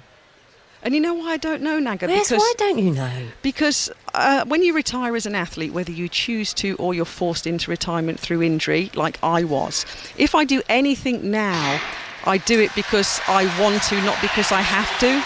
And I've gone from a sprinter to a kind of plodding middle distance, long distance runner, and I don't pay attention to really the numbers because they don't matter. And I think because they'd be really slow and I don't want to feel really bad. Do you know, I can compare that to me and the piano. I used to be really, really good at the piano, and I have a piano at home, and I'm learning now, because I'll never be as good as I was, I'm learning now to accept that I can make mistakes and that I should just do it for joy, and I'm learning. But it's taken me like 30 years to kind of get to that point. Exactly. And as a former athlete who, it doesn't matter now if I don't get up and train, because it's like I don't want to because I can't be bothered. Whereas before and that's I had to.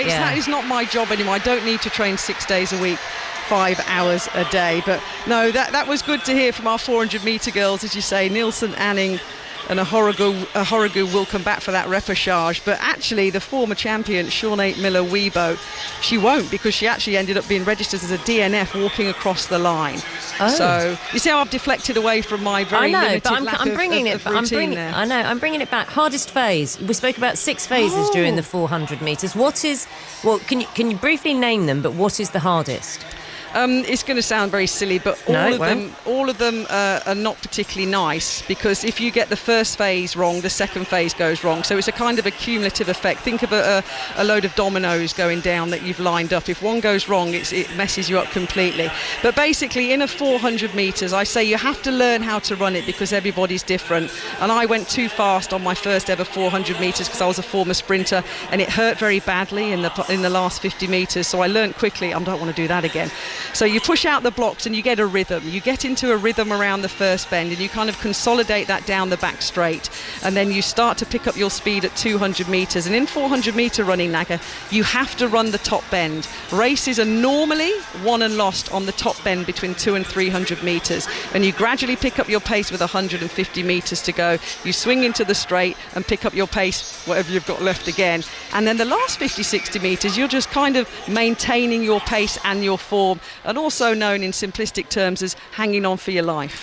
What's the fastest? Where are you running the fastest in that 150 metres where you've picked up the pace? No, you never run flat out in a 400 metres. You never hit maximum speed, which is why many people think the fastest way to run a 400 metres is just run as fast as you can and hold on.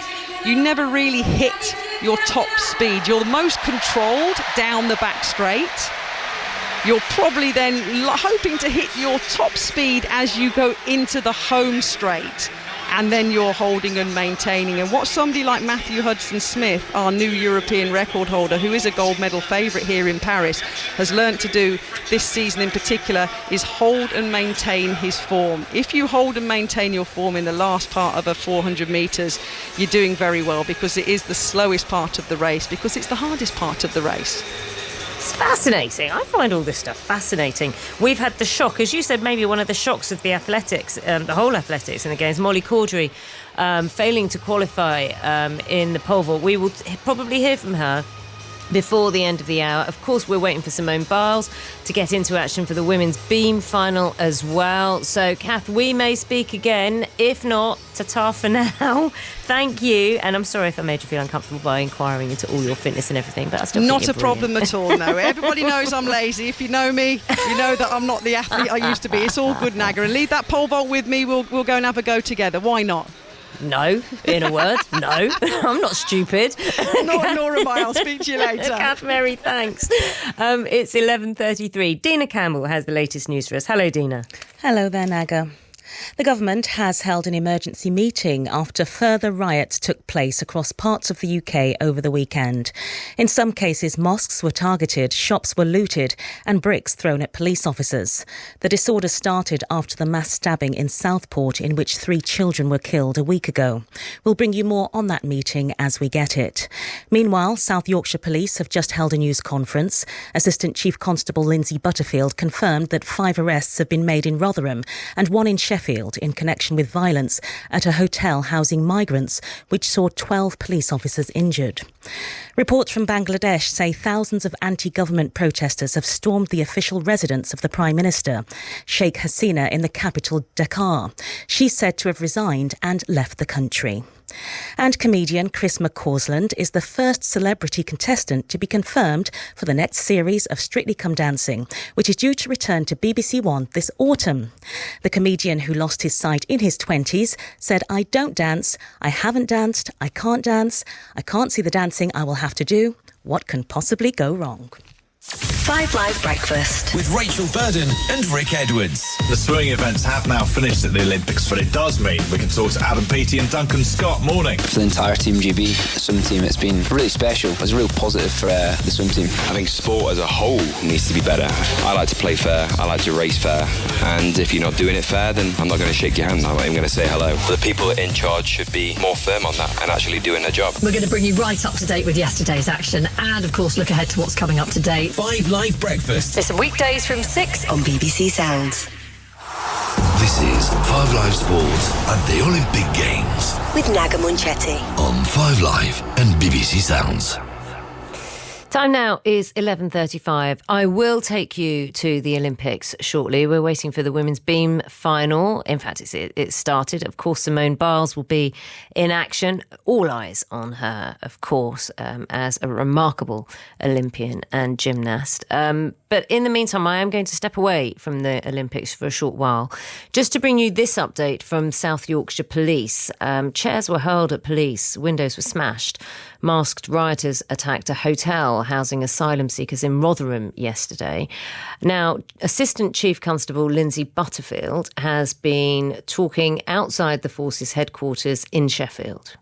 I can confirm today we have seen at least 12 of our officers injured, with items such as bricks, fence posts, branches and other missiles thrown at them. Our police dogs suffered minor injuries after missiles were launched at them, and horses had bricks, eggs, bottles and beer cans thrown at their heads. They were spat at and threats made to cut the saddles in an attempt to injure the riders. So far we have had 6 arrests, 1 in Sheffield and 5 in Rotherham, with 1 person already charged and before the court this morning. Please be assured we expect this number to increase significantly over the coming days. It began yesterday around 11:30 a.m. when a group of 250 arrived in the Manvers area of Wath-upon-Dearne. A further group of around 500 people arrived shortly after, who we believe held far-right and anti-immigration views. At the same time, a large crowd began to gather in Sheffield city centre, diverting a number of force resources. It was at this point we began to see an escalation in violence in Wath. Hotel windows were smashed and there was a concerted effort to cause damage to the interior and serious harm to those inside. There was a particularly sickening moment when a wheelie bin was pushed against the hotel and set on fire, with the clear intent to cause serious harm to the residents and staff. It was known there were people residing and working in the hotel, but the mindless individuals responsible had absolutely no regard for their safety. It was ultimately a disgusting display of thuggery continuing well into the evening, with our policing operation only finishing around 5 a.m. I want to say a heartfelt thanks to all those involved from South Yorkshire Police and the many forces who provided us with mutual aid. Our partners in the fire and ambulance service, and local partners for their continued support. I would also like to thank those who've already sent kind messages to the force. Officers have worked through the night to begin identifying those involved in these horrendous scenes. Please be assured, if you were there, we will find you, and you will be held accountable for your part in yesterday's violence. To our local communities, and particularly in Manvers, yesterday was a dark day, and we know this was felt across our county. Our priority will always be public safety, and you will see an increase of officers across South Yorkshire over the coming weeks. Finally, we will be sharing a link for anyone with footage from yesterday that they wish to share with us. Alternatively, you can report any information anonymously via Crime Stoppers. Thank you. So that was Assistant Chief Constable Lindsay Butterfield from South Yorkshire Police speaking outside the headquarters in Sheffield. Should tell you the Prime Minister's currently chairing an emergency meeting in Downing Street with ministers, police and intelligence experts to formulate a response to the wave of disorder that has been seen.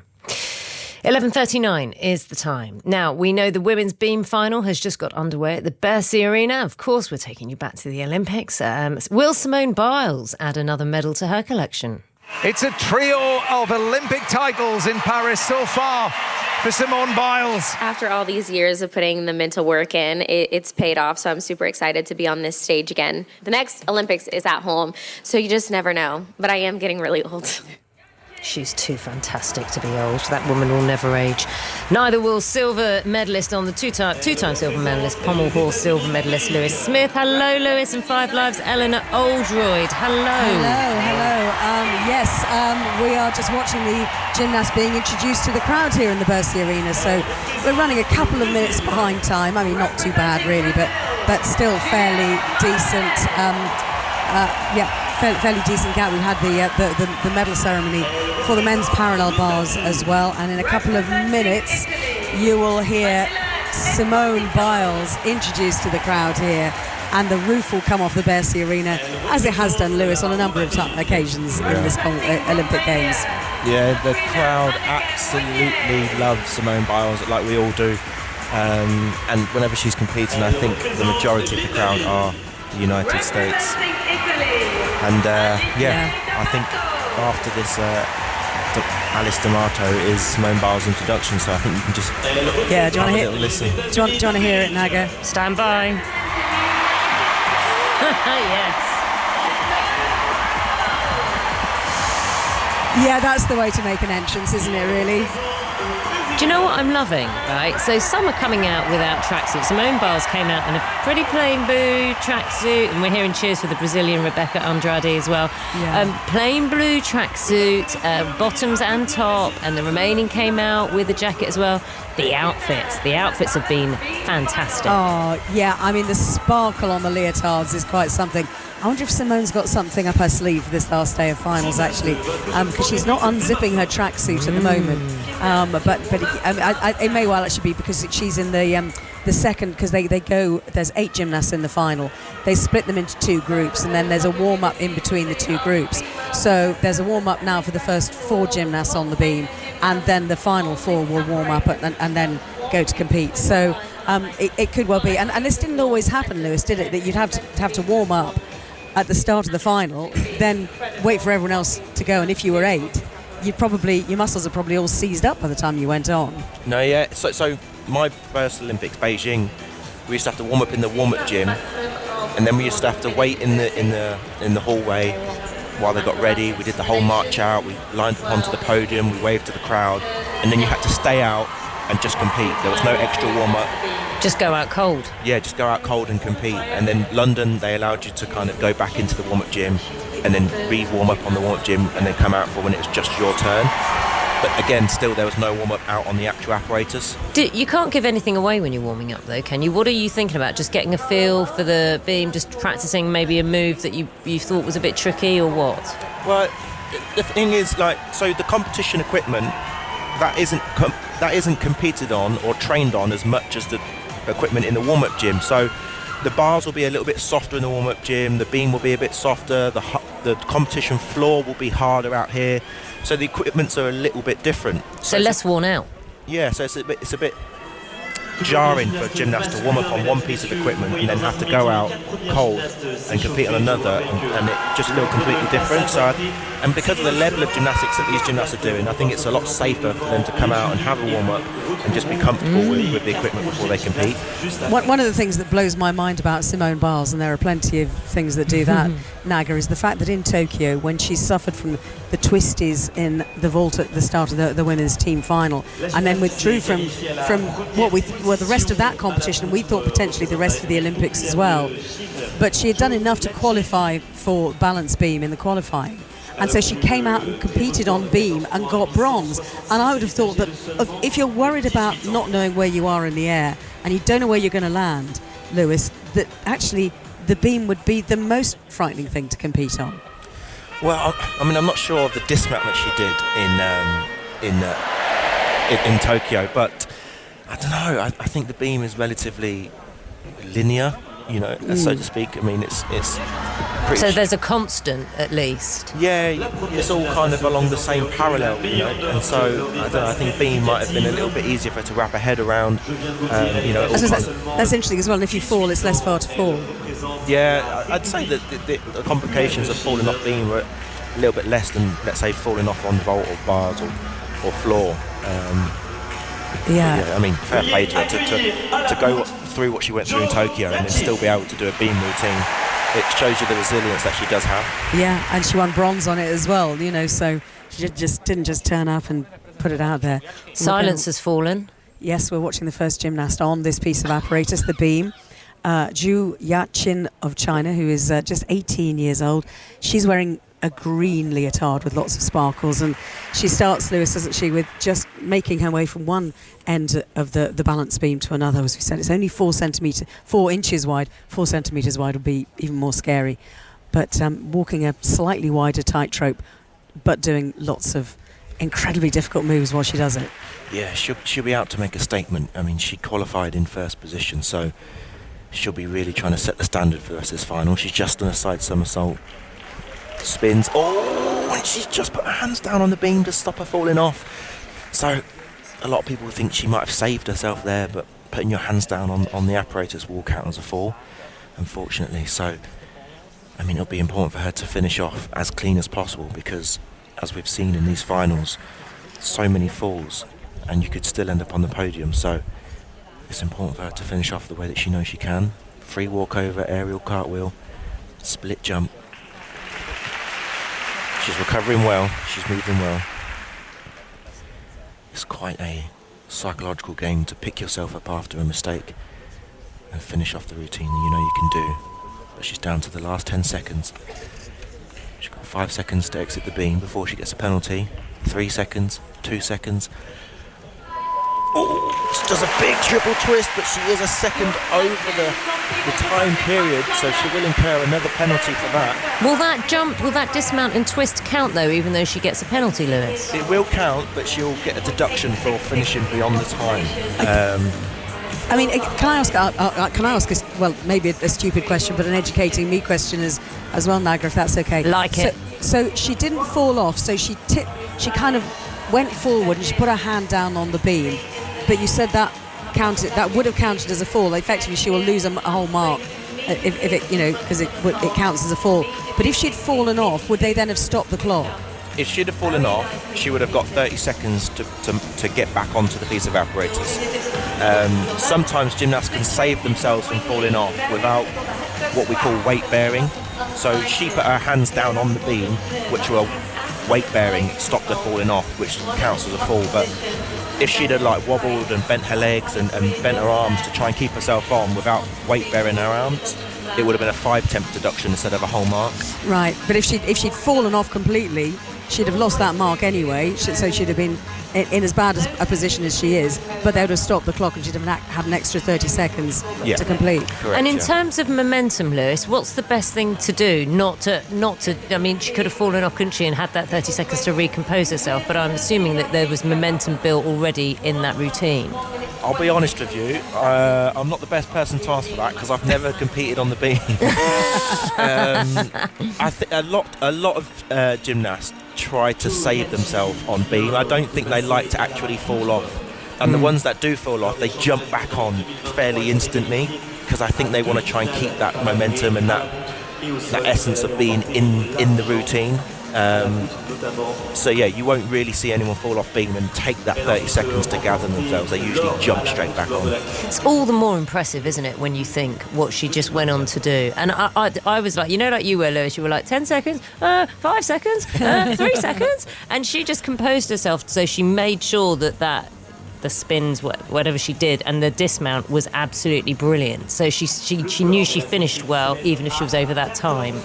Yeah, I think she worked out in her head that she would rather take a penalty or deduction, or risk having the penalty and deduction instead of rushing through the routine and potentially I just saw her off. score, didn't see a penalty on there. 14.1, so yes, that will come off her execution marks. Right, okay. So she scored 14.866 in qualifying, just 14.100.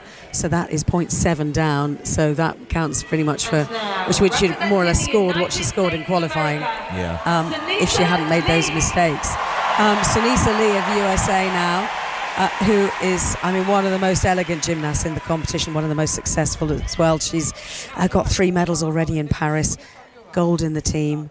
bronze in the all-around and also in the uneven bars, and she won gold, silver and bronze in Tokyo as well. So in this USA team, which is dominated by Simone Biles, Sunisa Lee is, she may not be the queen of that team, but she's certainly the princess, you'd think, Lewis. Definitely. She's definitely a household name, especially within the American team. But do you know what's weird about this arena is they turn all the music off. And I feel a sense of, I need to talk quietly while she's on the beam because it's such an intense apparatus. And I don't know, I feel like they can hear us.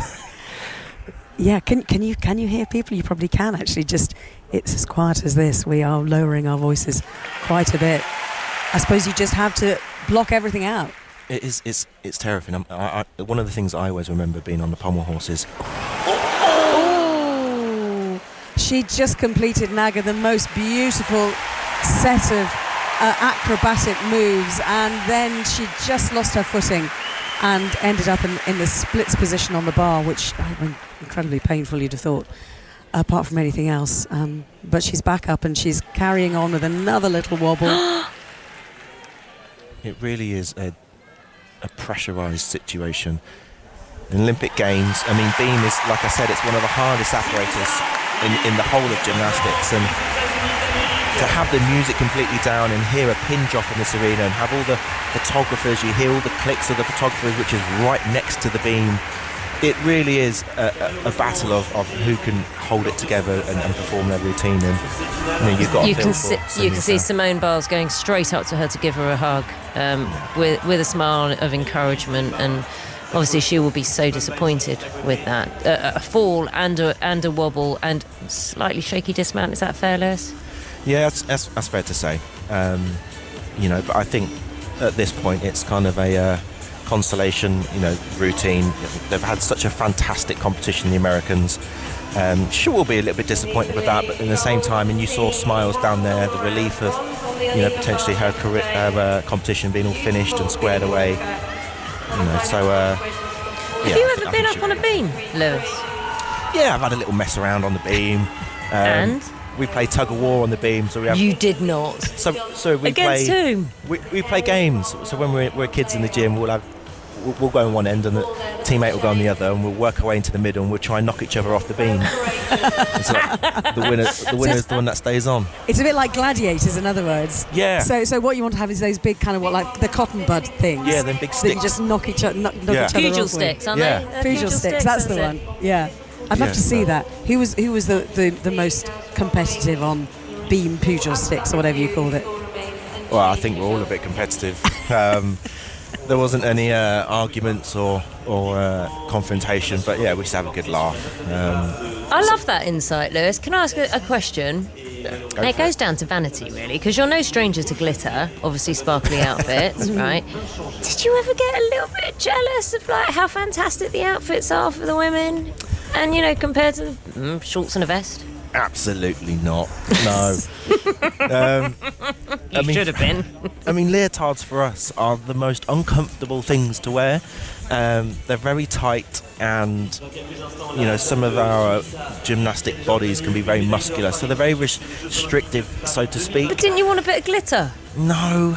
I can't say that I did, no. It's quite an interesting subject, actually, the question of what the women gymnasts wear, the leotards, because the German gymnast, whose name I'm trying to bring back to mind now, but we saw in the all-around competition, didn't we? But she has worn a full bodysuit, so she has full-length leggings under her leotard, because she says she just finds it more comfortable to compete in. Yeah, and you can understand that as well, because you don't necessarily want to have. They're fairly unforgiving, these high-cut leotards. The most unpleasant memory I have of school gymnastics, having to wear a leotard. I've never worn one since. I'll leave you with that awful image. I'll come back to enough, I've never felt the need to wear a leotard in real life either. Me neither. Eleanor, Lewis, I'll come back to you, and we'll make sure we're back to you in time for Simone Biles on the beam as well. Take care, back soon. I want to turn to one of the shocks of Olympic athletics so far, maybe one of even the biggest shocks. Team GB's world leader Molly Caudry is out of the women's pole vault, failing in all three of her attempts in the qualification round at the Stade de France. And Molly's been talking to Sarah Mulkerrins. Molly, We can see it on your face. That was tough out there today for you. Yeah, I mean, it's totally heartbreaking. Not the Olympic experiences I was hoping for, but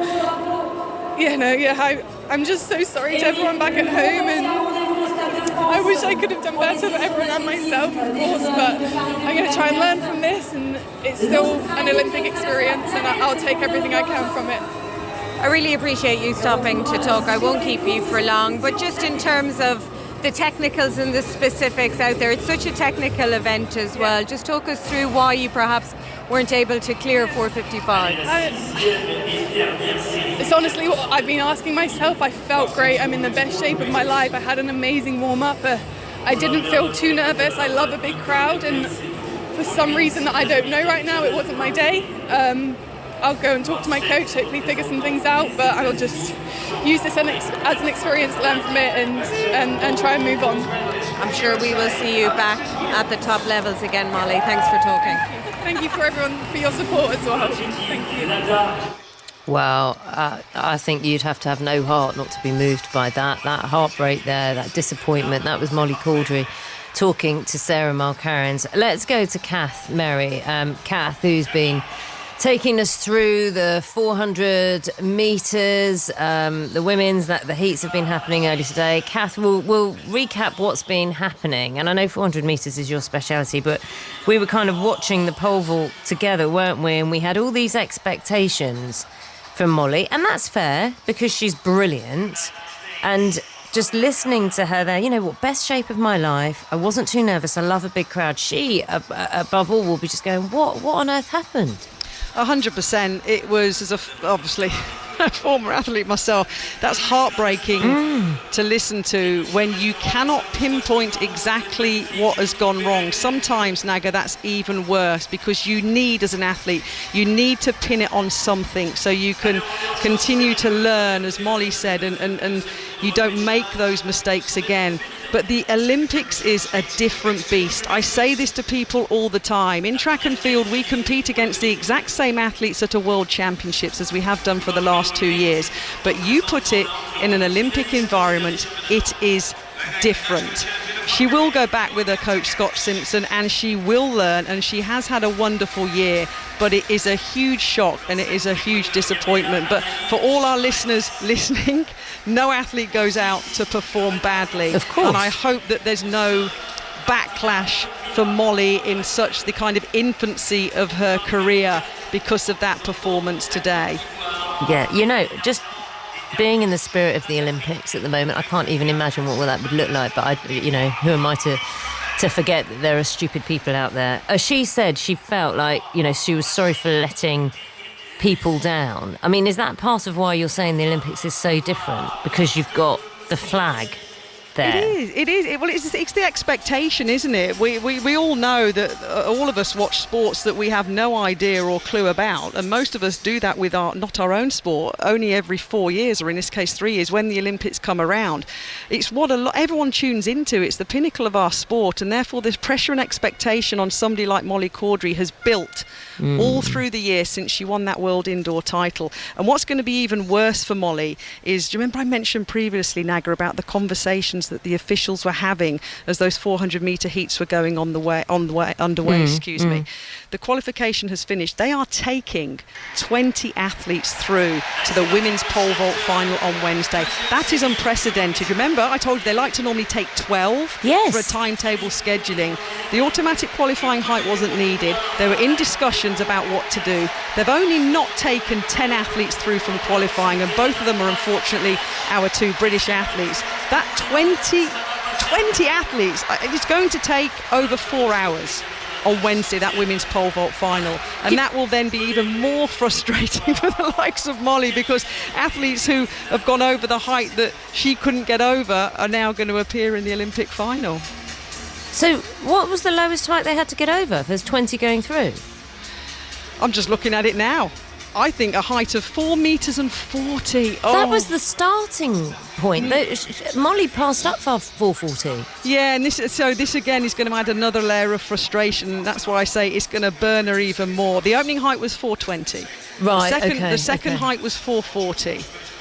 4:40 is what was needed for many athletes to get through to the women's Olympic pole vault final. Molly came in at 4:55.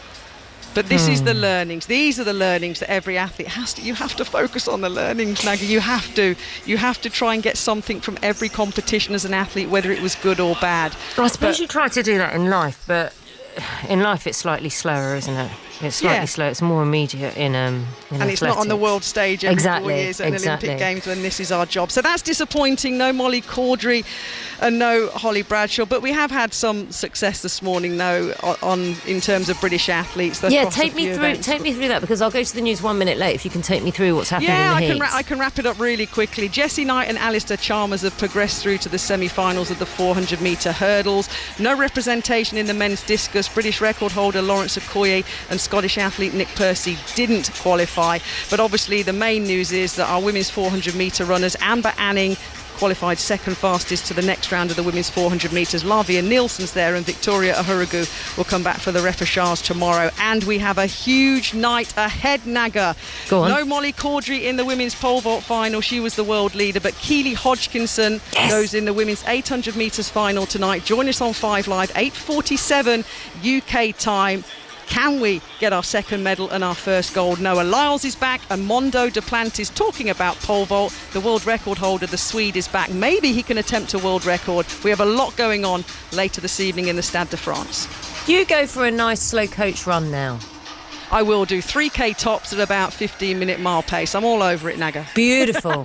Kath, I've thoroughly enjoyed myself with you this morning. Thank you. Oh, moi aussi. Au revoir, Naga. Au revoir.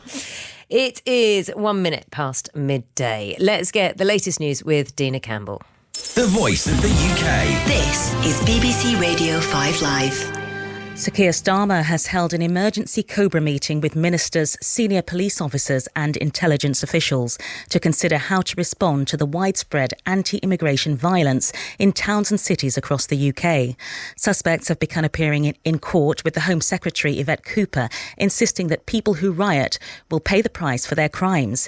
The Assistant Chief Constable of South Yorkshire Police, Lindsay Butterfield, described yesterday's attack on a hotel in Rotherham as sickening. A wheelie bin was pushed against the hotel and set on fire, with the clear intent to cause serious harm to the residents and staff. It was known there were people residing and working in the hotel, but the mindless individuals responsible had absolutely no regard for their safety. It was ultimately a disgusting display of thuggery, continuing well into the evening. MPs across the political spectrum have been urging the government to recall Parliament, including the veteran Labour MP Diane Abbott. There is a threat to property, there is a threat to life, and communities up and down the country are frightened. And I think if we can't recall Parliament in this situation, when can we? Stock markets across Europe and Asia have slumped. They've been spooked by fears that the US economy is heading for a slowdown. The former England and Surrey cricketer Graham Thorpe has died at the age of 55 following an undisclosed illness. He scored 16 centuries in 100 tests for England and was regarded as one of the best batters of his generation. Producers of Strictly Come Dancing have revealed the first celebrity contestant this year as the comedian Chris McCausland. The 47-year-old, who's a regular panellist on Have I Got News For You, lost his sight in his 20s. He says he's feeling massively apprehensive about taking part and has never danced. If you're looking for laughs, Lash. BBC iPlayer's got you covered. Alright, what's secured? This is where the magic happens. With over 3,000 episodes of comedy favourites. They make for great entertainers. Including The Office, Gavin and Stacey, Two Doors Down, and many more. Oh, what is that? Whoa. Put my stapler inside a jelly again. Bring on the laughs. What are you laughing at? Watch on BBC iPlayer. The Olympic Games, Paris 2024. With Naga Munchetty. On BBC Radio 5 Live.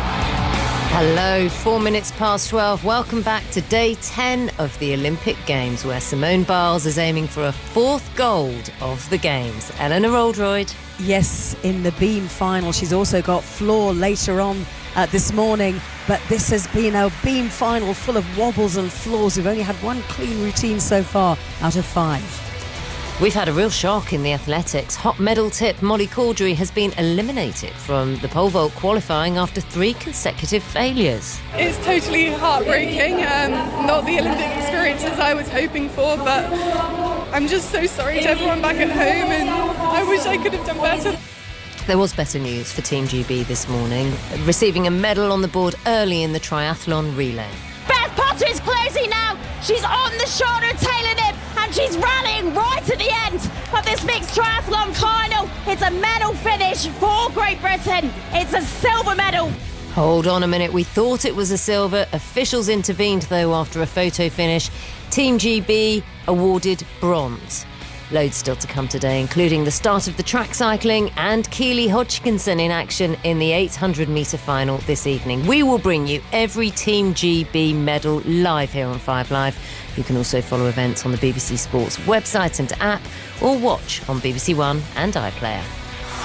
This is 5 Live Sport and the Olympic Games With Naga Munchetty. on 5 Live and BBC Sounds. I am taking you straight to the Bercy Arena, where Simone Biles is going for her 4th gold of the Games in the women's beam final. It's been dramatic so far. I'll tell you this much. Watching the action is 2-time pommel horse silver medalist Lewis Smith and 5 Live's Eleanor Oldroyd. Lewis, Eleanor, what's going on?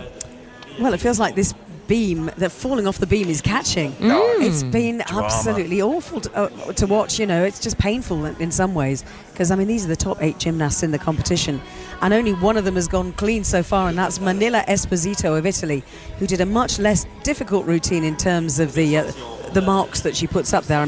Clearly everything is unbelievably difficult, but her D score is lower. But she managed to carry it off without falling off, so her execution score is much higher, but still only enough to put her in 2nd place behind Zhu Yaqin of China. Lewis, what do you think of that? Yeah, I mentioned it when the Chinese fell off. I said, if she finishes off clean, there's a chance here that she could stay in the medals. And that's the way these finals can go. When you've got a highly pressurised Olympic final, mistakes can happen. And it's like a roller coaster. This is crazy. We did discuss actually whether the judges might look at the fact that she stayed on and give her extra bonus points for that, but they weren't that generous. No, they wasn't that generous at all. And you've got to have pretty fair and equal judging across the board, and I think a fall is a fall, a mistake's a mistake, and you shouldn't really be given benefit of the doubt in gymnastics.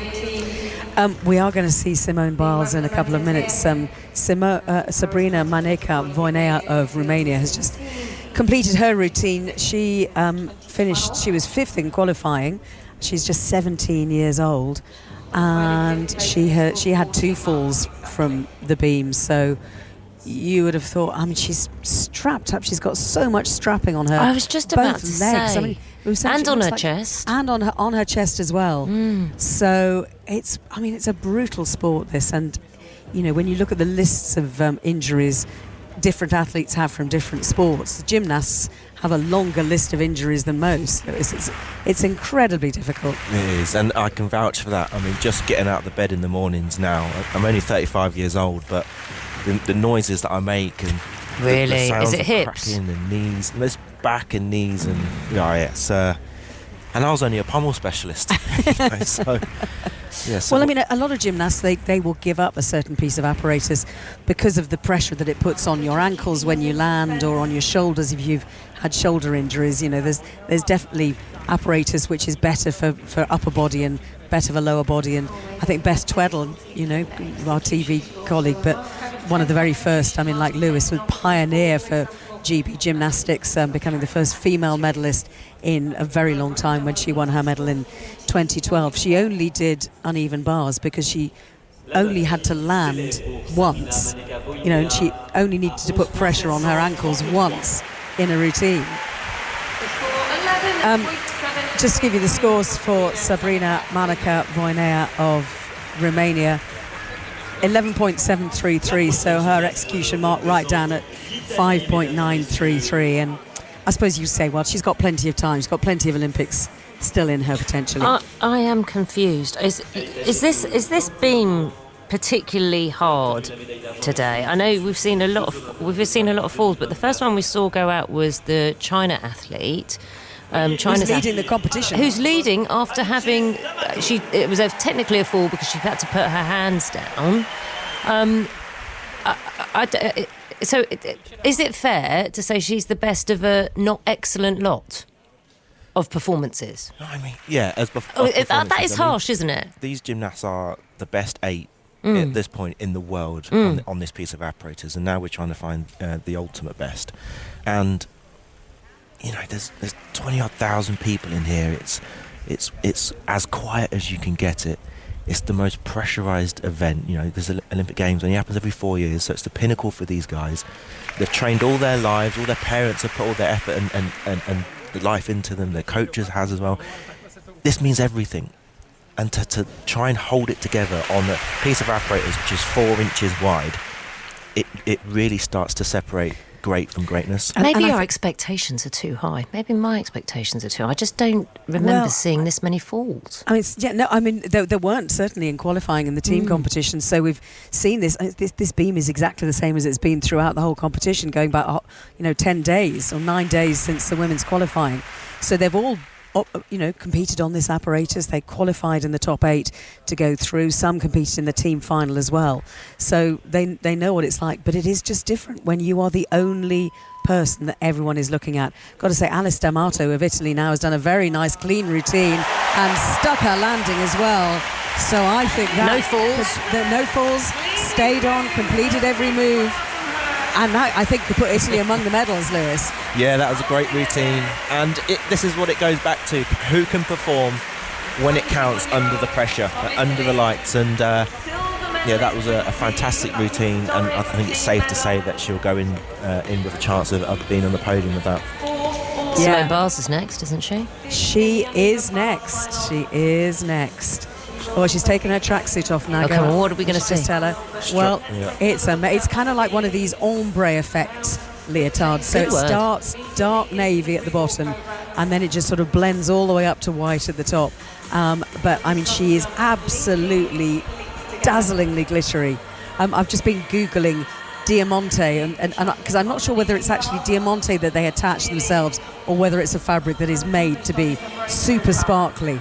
But yeah, I mean, you can't miss her, can you? I mean, you cannot miss her. Even if you were visually impaired, you'd still see Simone Biles perfectly fine down in that leotard. Yeah, she's designed to shine. I mean, she's only 4'8" tall, but she is, sitting down very calmly now at the bottom of the runway and just, gathering her thoughts and considering another Olympic final and thinking, can she add to her already 40 World and Olympic medals?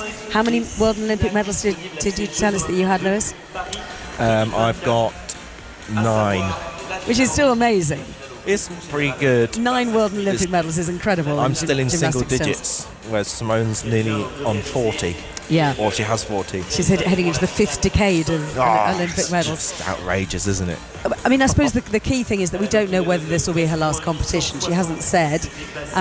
She got married after Tokyo to her boyfriend Jonathan Owens, who is an NFL star, plays for the Chicago Bears. Can I tell you a leotard fact?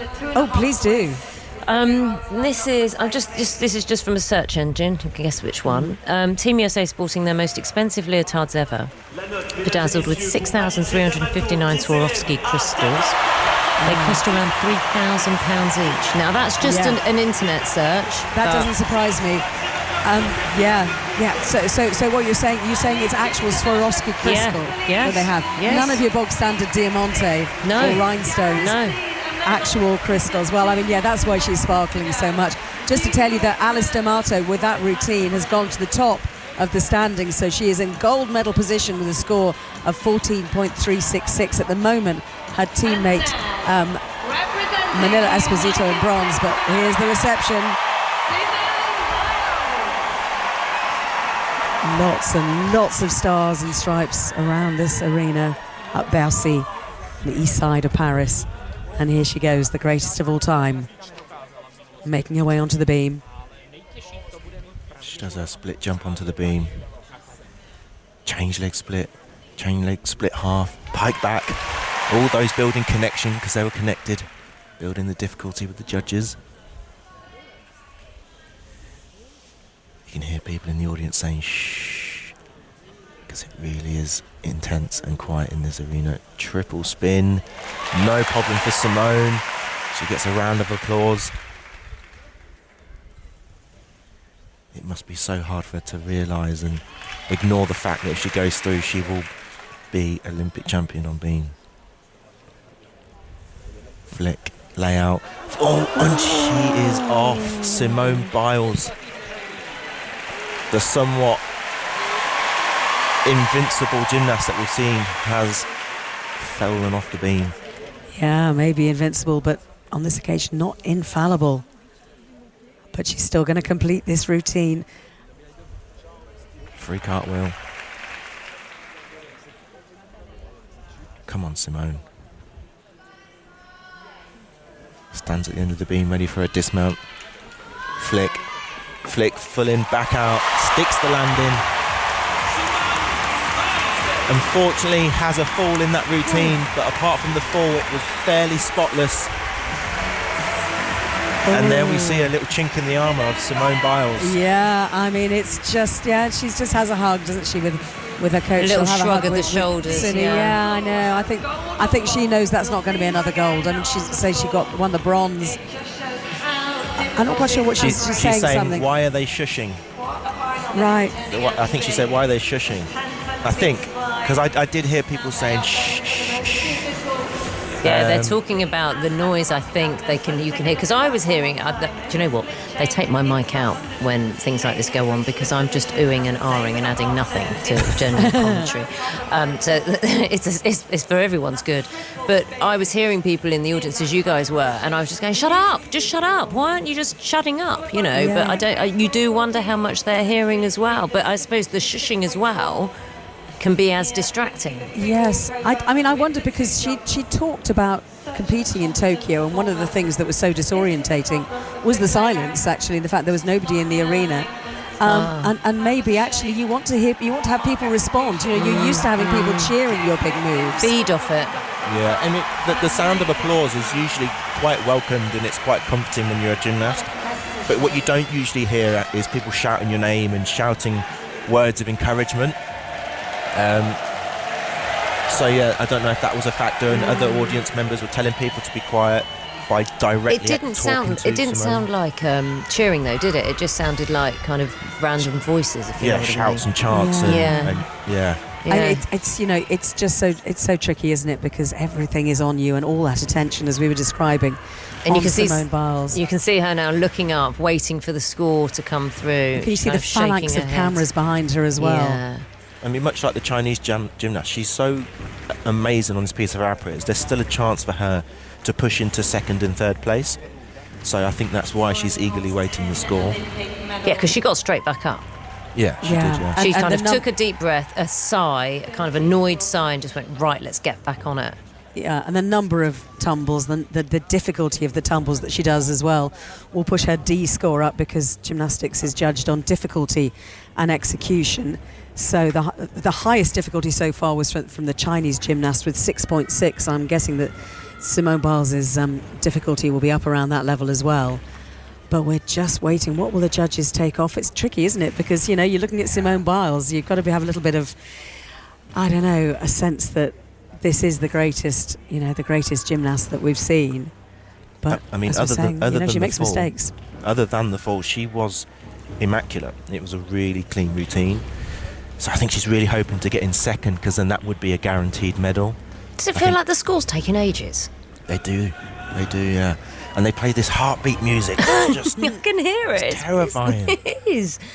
Yes. Yeah, the tension just builds. But it's like the drum beats of doom. Well, because I wondered whether she might have been distracted by the shutters clicking, but actually, you know, camera shutters tend to be quite a lot quieter these days. But again, we don't see that kind of attention for any other gymnast. I don't think in any other, I was going to say, event at the Olympic Games, but in any other sport at the Olympic Games, you don't see that many cameras.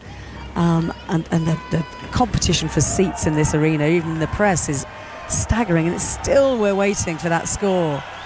Yeah, I like to look at the judges and see if anyone's deferring anything, and sometimes they get on the phone and they're talking with officials, but no one seems to be on the phone or making change. Oh no, there was an official over talking to the head judge. What do you do, Lewis, at this moment in time? I suppose there's nothing you can do. You just go, I've done the best I can. Wait and see. It's out of my hands almost now. Yeah, there's nothing Simone can do. You know, as a gymnast, all you can do is do your job. Go there and do your routine the best as you can, and then your fate's in the hands of the judges. And sometimes they're on your favour, and sometimes you just miss out. And I've been on the receiving ends of had my score changed 3 times at a European Championships. I went from 2nd to 3rd to joint 3rd to 4th.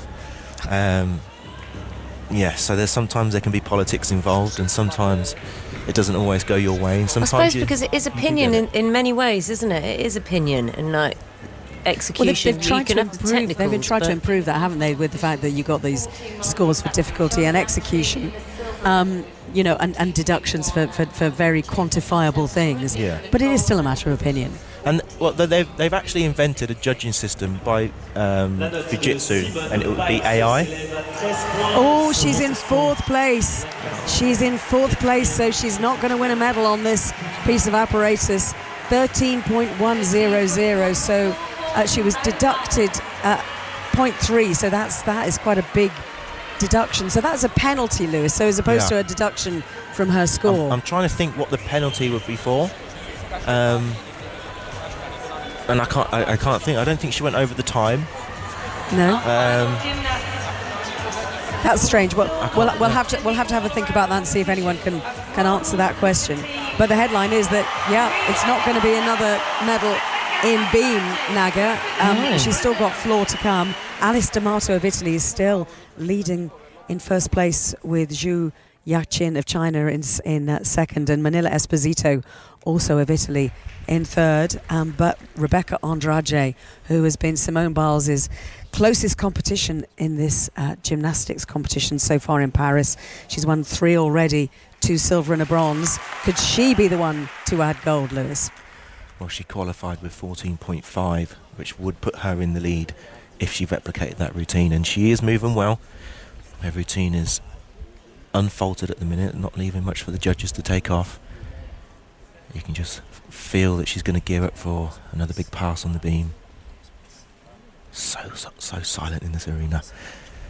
Big leap, head right back, has a blind landing onto the beam. Free cartwheel, slight wobble, but nothing too concerning. Another leap into the choreography. A full spin down to the beam. It is compulsory for athletes to touch the beam on the full length of their body. 1 minute 17 into this routine.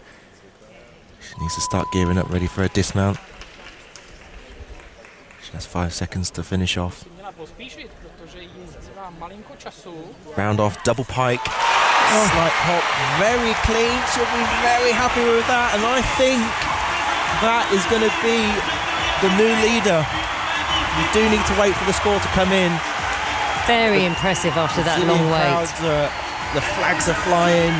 She has such big respect for this crowd that she's built up over the last few days of competition, and that was a fantastic routine there. It really was. Is that the one that's going to finally give her the gold, I wonder, Naga? Because she's got a great story, Rebecca Andrade. She was born in Sao Paulo. Until the age of 10, she used to have to walk to get to training because, she lived in a favela. There was no money. Her mother worked as a cleaner to try and pay for Rebecca's training as a gymnast. But now here she is in a beautiful purple sparkling leotard in an Olympic final and potentially an Olympic champion. We'll wait for the scores. Obviously well liked as well, hugs all round from her other competitors as well, and big smiles too as she came down, as she'd obviously be waiting. Yeah, there's a lot of respect down there for sure. A lot of these gymnasts, they all go through the same pain and injury and struggles and ups and downs, and it's everyone's in the same boat, so to speak. So there's a lot of respect down there on the floor. We also saw one of her teammates, Julia Suarez, going a couple of minutes ago. She was one of the people who had a fall off off the beam, but Rebecca kept that routine absolutely bang on, clean from beginning to end. And you can tell just by her contented, slightly relieved smile that she's happy, and hopefully this won't be quite so tricky for the judges as it was, as we saw with Simone Biles. And even then, still a wobble as well. Still a wobble on that beam. So it's just showing just how hard and just how tense it is for all of those competing. Yeah, it's very rare for there not to be some kind of... Oh, she's in score. 31.933. So difficulty score was 5.7. So that is fantastic for Alice D'Amato of Italy. She is the champion. She can't believe it. And she's bent over double, Alice D'Amato. I mean, I think everyone thought, well, Rebecca Andrade at least has won herself a medal. She was one of the favourites. She was one of the highest qualifiers.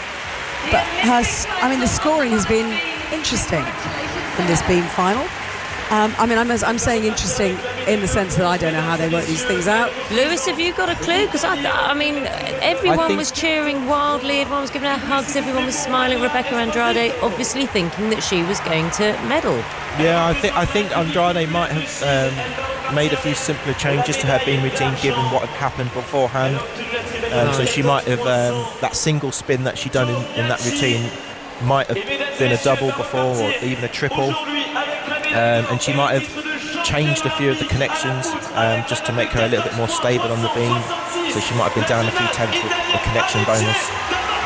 And unfortunately, that hasn't gone down well with the judges. And she just perhaps lacked the difficulty mixed with the execution to creep in with the medals. Big celebration from the Italians. Gold for Alice D'Amato and bronze for Manila Esposito from that country. And Zhu Yachin takes the silver medal. Rebecca Andrade fourth, and Simone Biles fifth, Suni Lee sixth. So it's upsets all over the place in gymnastics terms, this, and Simone Biles leaves the arena very quickly indeed to go back to the training gym, because she is going to compete on the floor final in a little while. But that is a big shock. Very big shock. And the Chinese gymnast Yaquin Zhu falling off and still getting a silver medal with 14.1 just goes to show the level of difficulty that she was putting into her routine. But yeah, that was it's interesting how you bounce back, isn't it, psychologically? I'm thinking about Simone Biles, of course. You shake it off, you turn around and you get ready for the floor. Simple as that, isn't it? It is. Yeah, there's no beating around the bush. You come in, you've got a job to do, and when you've got a realistic chance of becoming an Olympic champion on floor, you have to kind of stay focused and almost treat beam as a bit of a blip. And you pick yourself up and you carry on, and that's what you have to do to be the ultimate professional. You've got to shrug these things off. There is a certain irony, Naga, in Tokyo, which was this nightmare really for her from beginning to end. She still came back and she still competed on beam, and she still won a bronze medal. Yeah. And this Olympics, which has been a bit of a victory parade for Simone Biles, she didn't even get on the podium, or she hasn't even got on the podium for this one. So she can still get another medal, though. I think there will be some close analysis of this, because I think that's quite a shock, isn't it? Especially with Rebecca Andrade's score as well. I don't know. I mean, what do I know? But I do think it. Ellie, you said it. Odd. It's been odd. Well, I mean, I'm not implying anything. No, me neither. In any way at all. Me neither. As I say, I don't really. I can't spot these things like Lewis can, but as you say, Lewis, maybe Rebecca Andrade thought, right, everyone is wobbling all over the place here. I don't want to risk it. I don't want to add, I'll turn a triple into a double. I'll just make things ever so slightly easier. And I was looking, so her difficulty score was 5.7. I'm not quite sure what it would have been in qualifying, but that's quite low down actually on difficulty scores. So both all three medalists went in with higher difficulty scores than that. Yeah, and a bit like how Becky Downey had for her team final. When you connect some of the skills on beam, you build connection bonus. You get 0.1s, 0.2s, and Becky Downey didn't have those connection bonuses for her team final, and her score was quite a lot lower. And it might have been the case as well for Andrade that she didn't build the connection bonuses because she didn't link them quick enough. Right. There was too much of a pause between skills. Whether that was a conscious choice or whether that was, she just didn't feel quite right, so she didn't do it. We don't know. I'm just looking at social media at the moment, Naga, and yes, you can tell all the balance beam experts are out here at the moment of course, shouting where have fix, they been? because of course they never watch it from the 1 year to the next, and then suddenly they know everything about what the judges should be doing. It is it's hard to criticise, but I mean, I don't know. We were surprised, weren't we? Yeah. Especially what are Lewis. Olympics without some controversy? Absolutely. What are Olympics without that, and some shocks and surprises? Okay, so we've got the floor later on today, haven't we? Yes, floor is at. Just checking my timings. Floor is at 1:23. Okay, out of my time, just so under you'll be with Mark Chapman. But I'm going to be back with you because we've got the men's high bar final. Haven't we? Exactly, at yes. around 12:30. Yeah, absolutely. Men's horizontal bar, and we are going to be. I always want to say high bar as well. Sorry. High bar, horizontal bar. It is a high I've bar. got high bar written down. You say high bar. We call it high bar. You say high bar. Yeah, horizontal bar. FIG call it horizontal bar. Let's call the whole thing off. Yeah, good idea. See you later then. See you later. Bye. It is 12:30. As I said, we'll be back with Olympics coverage. We're also going to bring you the very latest after that emergency COBRA meeting that has been held at Downing Street. In the meantime, Dina Campbell will update us with the news. Hello, Dina. Hello there, Naga.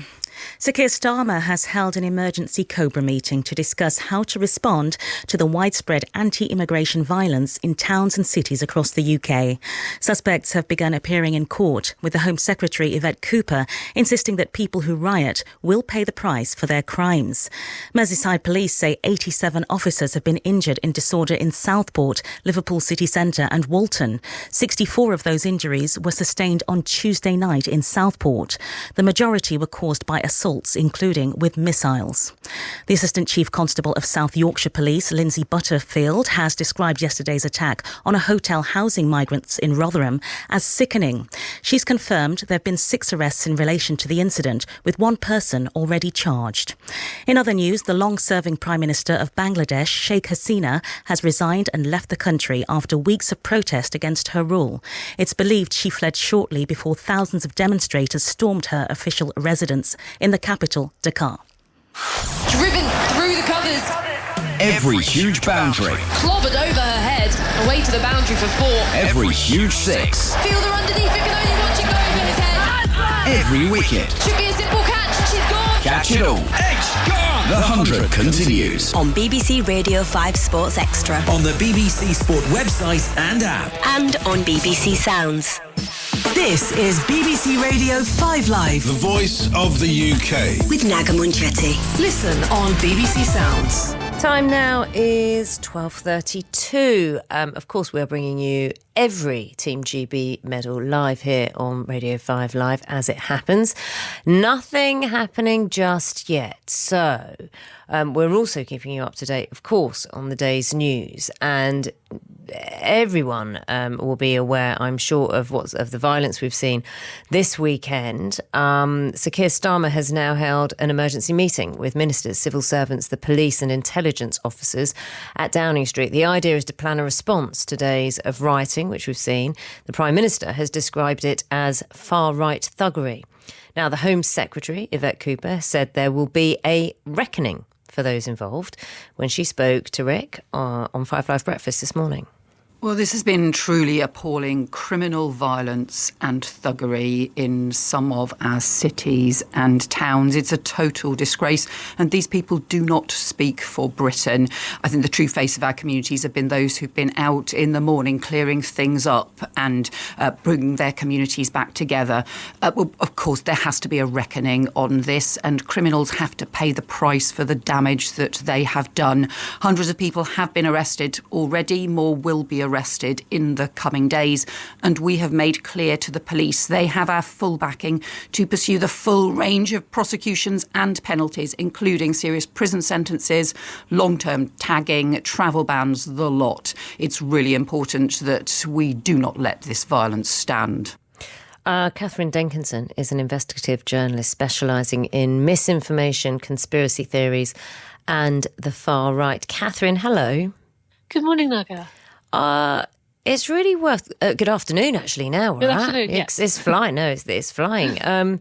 It's really worth, I think, just scrolling back a bit, isn't it? Because let's remember, there has been outrage and heartbreak over the killing of 3 young girls in Southport last Monday. The injury after this knife attack that took place at this Taylor Swift dance-themed event, and that has been used by some as a reason for this unrest. Can you take us back to that point? What information was coming out then? So as information about the attack initially started to come out, there were already far-right actors online muttering about, what's the ethnicity of the attacker? Are they Muslim? Are they this? Setting people up, basically, to think that. And then in the middle of all this, somebody tweeted a name, which we now know to be a fake name, which sounded Middle Eastern, and that got picked up by a fake news outlet, just a random website posing as a news outlet. They ran with that as a story, and then bigger names picked that up, including Lawrence Fox, Andrew Tate, people with thousands and hundreds of thousands of followers. And from there, it ended up going viral, and this was quickly seized upon by the far right to call together people for a protest, what they called a protest, and that's what led to the Southport riots in the evening. And so those riots took place that evening. And then what we saw was communities, people from outside the Southport community come together to repair the damage and say, not in these girls' names. And we even heard from the parents, saying, this is not, you are dishonouring the deaths of our children. However, the motivation or the fire that has been spread has continued. What is fueling this now?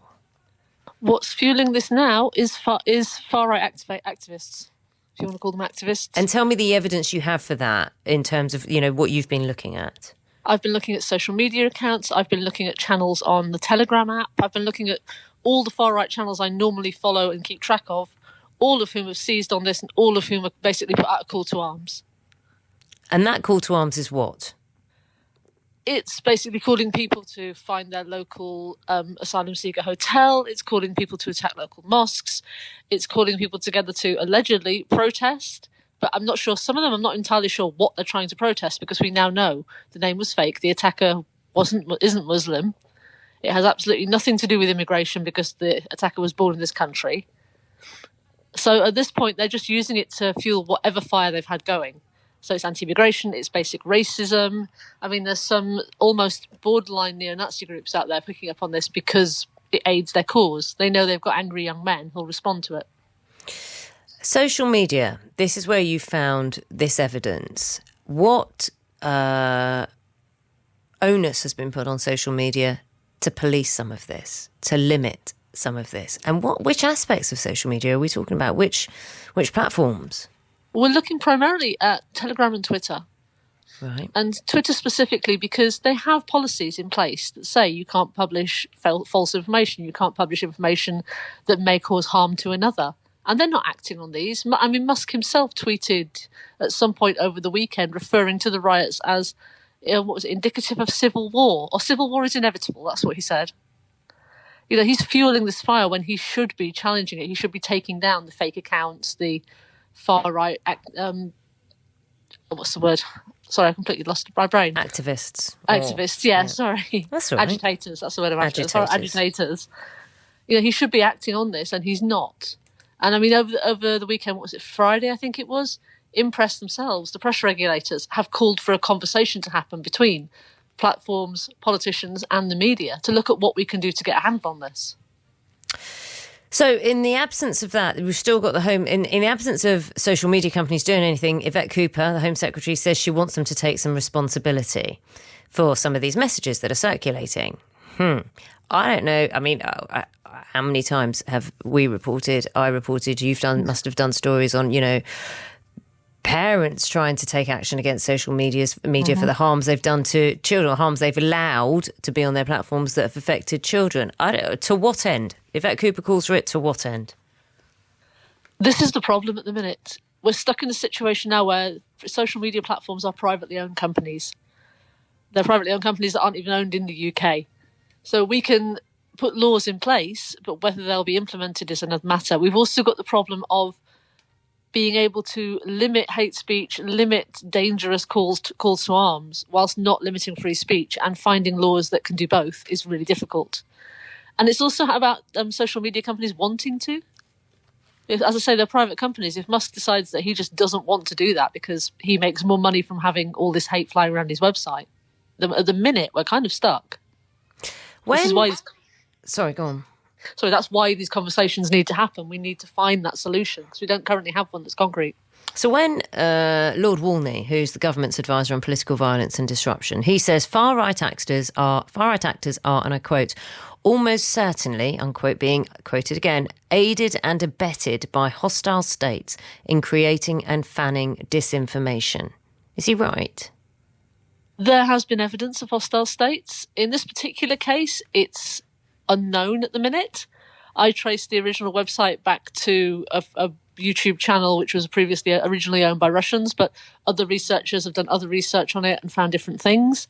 But we know in other cases, we know during Brexit that Russia had a big influence online. There were bot farms all over the place. So it is something that happens. It's a very, very frustrating state of affairs at this moment in time. It's worth keeping an eye on how social media, the role it is playing. Thank you so much, Catherine Denkinson, for telling me what you've been up to and just how we can understand what's going on. Catherine Denkinson there, an investigative journalist specialising in misinformation, conspiracy theories and the far right.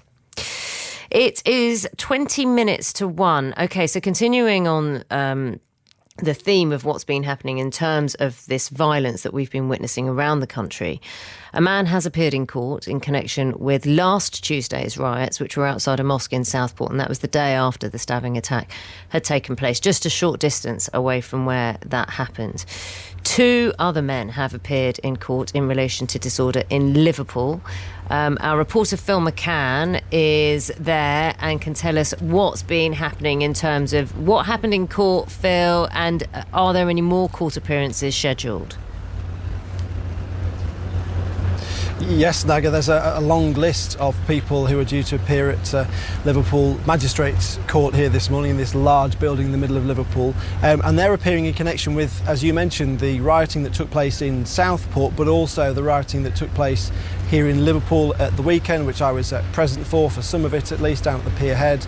Saw 2 different sides of protesters, around 750 strong on each side, who clashed, who pushed against the police, and later on some very ugly scenes as some threw bricks at the police. There was also separate disorder later on outside the city centre where fireworks were thrown at the police. But the first appearance in court this morning was of 2 brothers, Adam and Ellis Wharton, who weren't charged with rioting or violent disorder, but they were charged with effectively taking advantage of the situation by going into a community centre that had been set on fire to steal things. And they were caught, one of them was caught, they both pleaded guilty, and one of them, the prosecution said, was caught with a computer screen. The other one, the prosecution said, was stood outside wearing a balaclava, acting as a lookout, but the police saw them on the helicopter that was hovering overhead at the time. And as I say, they both pleaded guilty to those allegations.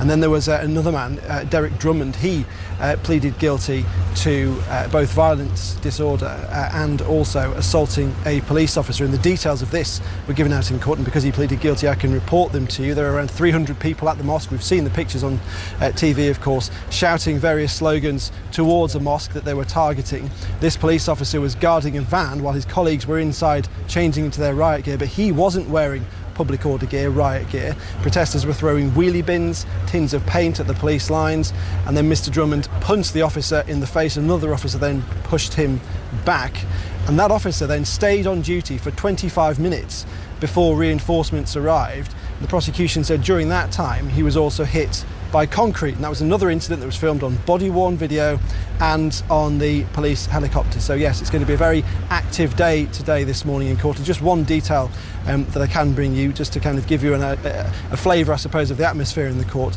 When one of those 2 brothers who were charged in relation to the disorder in Liverpool appeared in court, this was Adam Wharton, he sat in the dock, all of the various details were gone through, and then when he got up to leave, he turned around and swore at the judge as he walked off. Right, OK.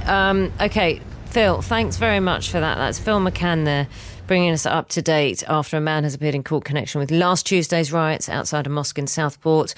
2 others have appeared in court. There are many more court appearances scheduled, as you heard there from Phil. And of course, just, background, police have said there will be more arrests to come as investigations continue.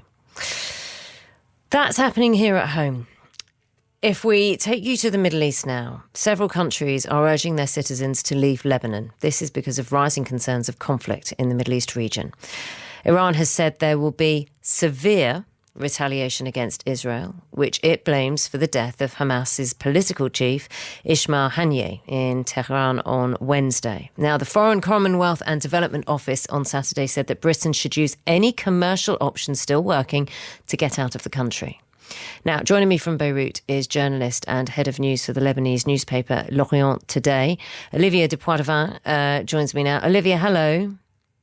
Hello, good afternoon. Hello. In Beirut now, what is it like there at the moment? Things are tense. It really does feel like we are in a different space today where we were even just a few days ago. To describe the scene here in Beirut just a couple of hours earlier, there were 2 loud sonic booms heard from Israeli jets breaking the sound barrier, which, as you can imagine, caused some people to run out onto the street, as people were very worried that another strike had happened. Fortunately, in this case, it hasn't.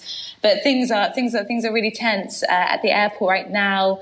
There are scenes of lots of people, lots of Lebanese dual nationals trying to leave the country, obviously following that advice that you mentioned there from various foreign offices, including the UK, France, the US, Sweden, but also facing the challenge that, Lebanon only has 1 airport, right? So flights are already overbooked. An average flight now is costing about $1,000 just to get out the country.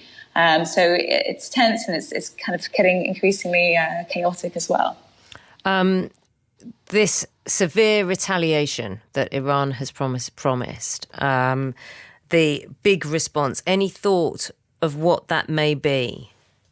Yeah, well, we're still, hearing from various sources that Iran does not want an outright war, but over the weekend, the kind of messaging seems to have changed. Iran was saying over the weekend that it seeks to punish Israel, and with that, probably what we could see is one of 2 things.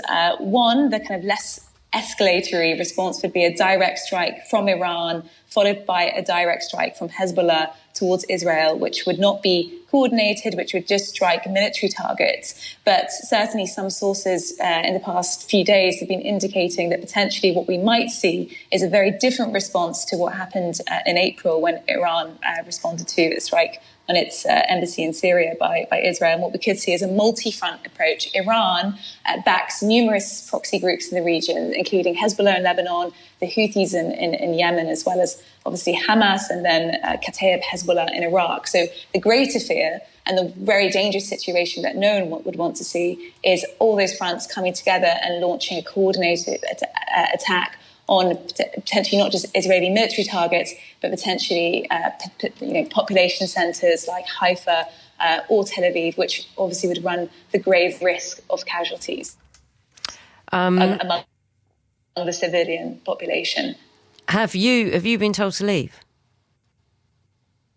Yes. Every British national here has been told to leave. The advice is very clear from the Foreign Office that people should be seeking to make their way out of the country as soon as possible. But as I described earlier, firstly, it's quite hard to get out now because of the lack of flights, and a lot of people have been very upset about that. But also, it's a kind of moral dilemma. My team here are all Lebanese. They don't have second passports. They can't just leave the country. My life's here, my apartment's here, my career is here. So it's very difficult for every individual right now to balance the risks and also trying to balance our duty as myself, a journalist, but also to my colleagues and to my friends and wider family here. Do you think if you left, you'd be able to return at some point?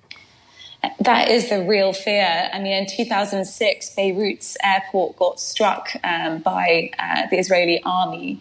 and it took months for that to be repaired. As I say, that is the only way in and out of the country. So essentially that's part of the calculus, and it's really hard to know, like, do I take all the money I have? Do I take all my possessions? What happens to other people? I've got friends who've got pets and they're trying to scramble to get people to look after them, because no one knows how soon this response might happen. It could be today, it could be this week, it could go on for weeks. So yeah, it's gravely concerning, and truly myself and everyone around me, we're just trying to judge the situation hour by hour. Yeah, it's heartbreaking, isn't it?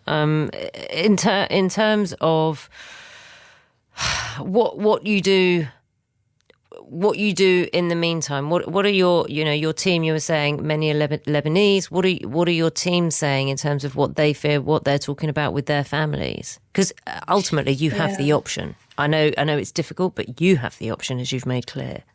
Yeah, exactly that. I mean, certainly some of the conversations that have been happening in recent days is some people have family members who live in the north of the country. So as I've mentioned there, back in 2006, there was a 30-day war between Hezbollah, the militant group here, and the Israeli army. And the north of the country was relatively spared. So it's always seen as a kind of safer zone for people to move into. But the interesting thing with that, we have some members of staff who are from areas in the southern suburbs of Beirut, which got struck on Tuesday by that Israeli strike that killed the Hezbollah military commander Fouad Shukr. The problem is now rent prices are going through the roof. We've had reports of rent prices doubling in like safer zones in like northern Lebanon and in kind of safer parts of Beirut.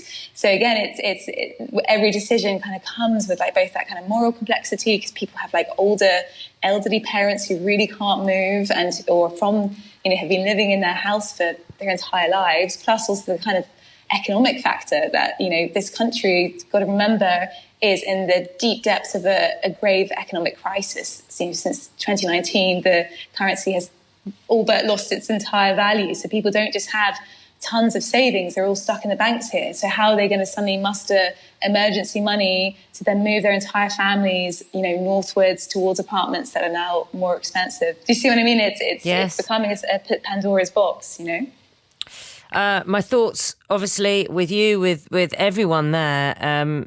It's this limbo. It's this terrifying limbo. Whilst the world watches to see what happens next. Olivia de Poitevin, journalist, head of news for the Lebanese newspaper L'Orient today. Thank you so much. I wish you well. Thank you so much. It is 9 minutes to 1. At 1 o'clock, Mark Chapman will take over with the rest of the Olympics team and guide you through the afternoon. We've been dipping in and out because there has been a lot going on. And the men's high bar final has just got underway at Bercy Arena. And another high-risk sport. Things can go wrong, things can go well. It depends on the day, depends on mindset, depends on just half of it, just good training and a bit of luck. Two-time Pommel Hall silver medalist Lewis Smith and Five Live's Eleanor Oldroyd have been watching. Hi, guys. Hello. What's been going on? Well, there's something strange in the air of Bercy Arena today because we saw all of those falls on the women's beam before Alice D'Amato clinched the gold medal for Italy. And Simone Biles finishing in 5th place, and just, I don't know whether she stomped out of the arena, but she left the arena very, very quickly to prepare for her floor final. Purposefully, I think, yeah. But we've just seen the first competitor on the men's horizontal bar, Tang Qiahong of Chinese Taipei, who qualified in 2nd place, and he fell off as well, Lewis. Yeah, that's such a shame, because he would have been in for a real chance of challenging for a gold had he gone through. He was one of the top qualifiers as well into that final, and it was just a routine packed with difficulty, and it had such uniqueness as well. He had the Markov over the bar with the full turn, which you don't usually see, and that was a real shame. Yeah, he's just waiting for the marks at the moment. Sorry, Naga. No, it's fine. I've just had some breaking news. Sorry to interrupt. Yes. British sprinter Darnell Hughes has pulled out of the 200 metres heats, which are taking place this evening. Yeah, you can hear that collective. I'll tell you why. British Athletics says he has a tight hamstring, which requires monitoring for the next 48 hours. But then the questions come about what happens next. So, they also said no decision's been made on whether or not he'll take part in the relays. And do remember, he exited at the semi-final stage of the 100 metres. But I know you guys will, in the coverage from 1 o'clock, will pick up on all of that. Yeah. I was going to say, I did one of my favourite pre-Olympic interviews was with Sarnell, actually, a couple of months ago. And he was so great to talk to, and the way he described lining up for a 100 metres final at the Olympic Games and just blocking out the world. It was just one of the most spine-tingling things I've heard. And that's a real shame. But I mean, he just had that terrible bad luck of getting injured a couple of months out from the Olympics. Things you can't control, eh? You can't control. Eleanor Lewis, I know we'll come back to you because you're watching this high bar final. I am going to just bring us some more news, and then I will hand over to Mark Chapman. So do enjoy the rest of your day, and we will speak soon.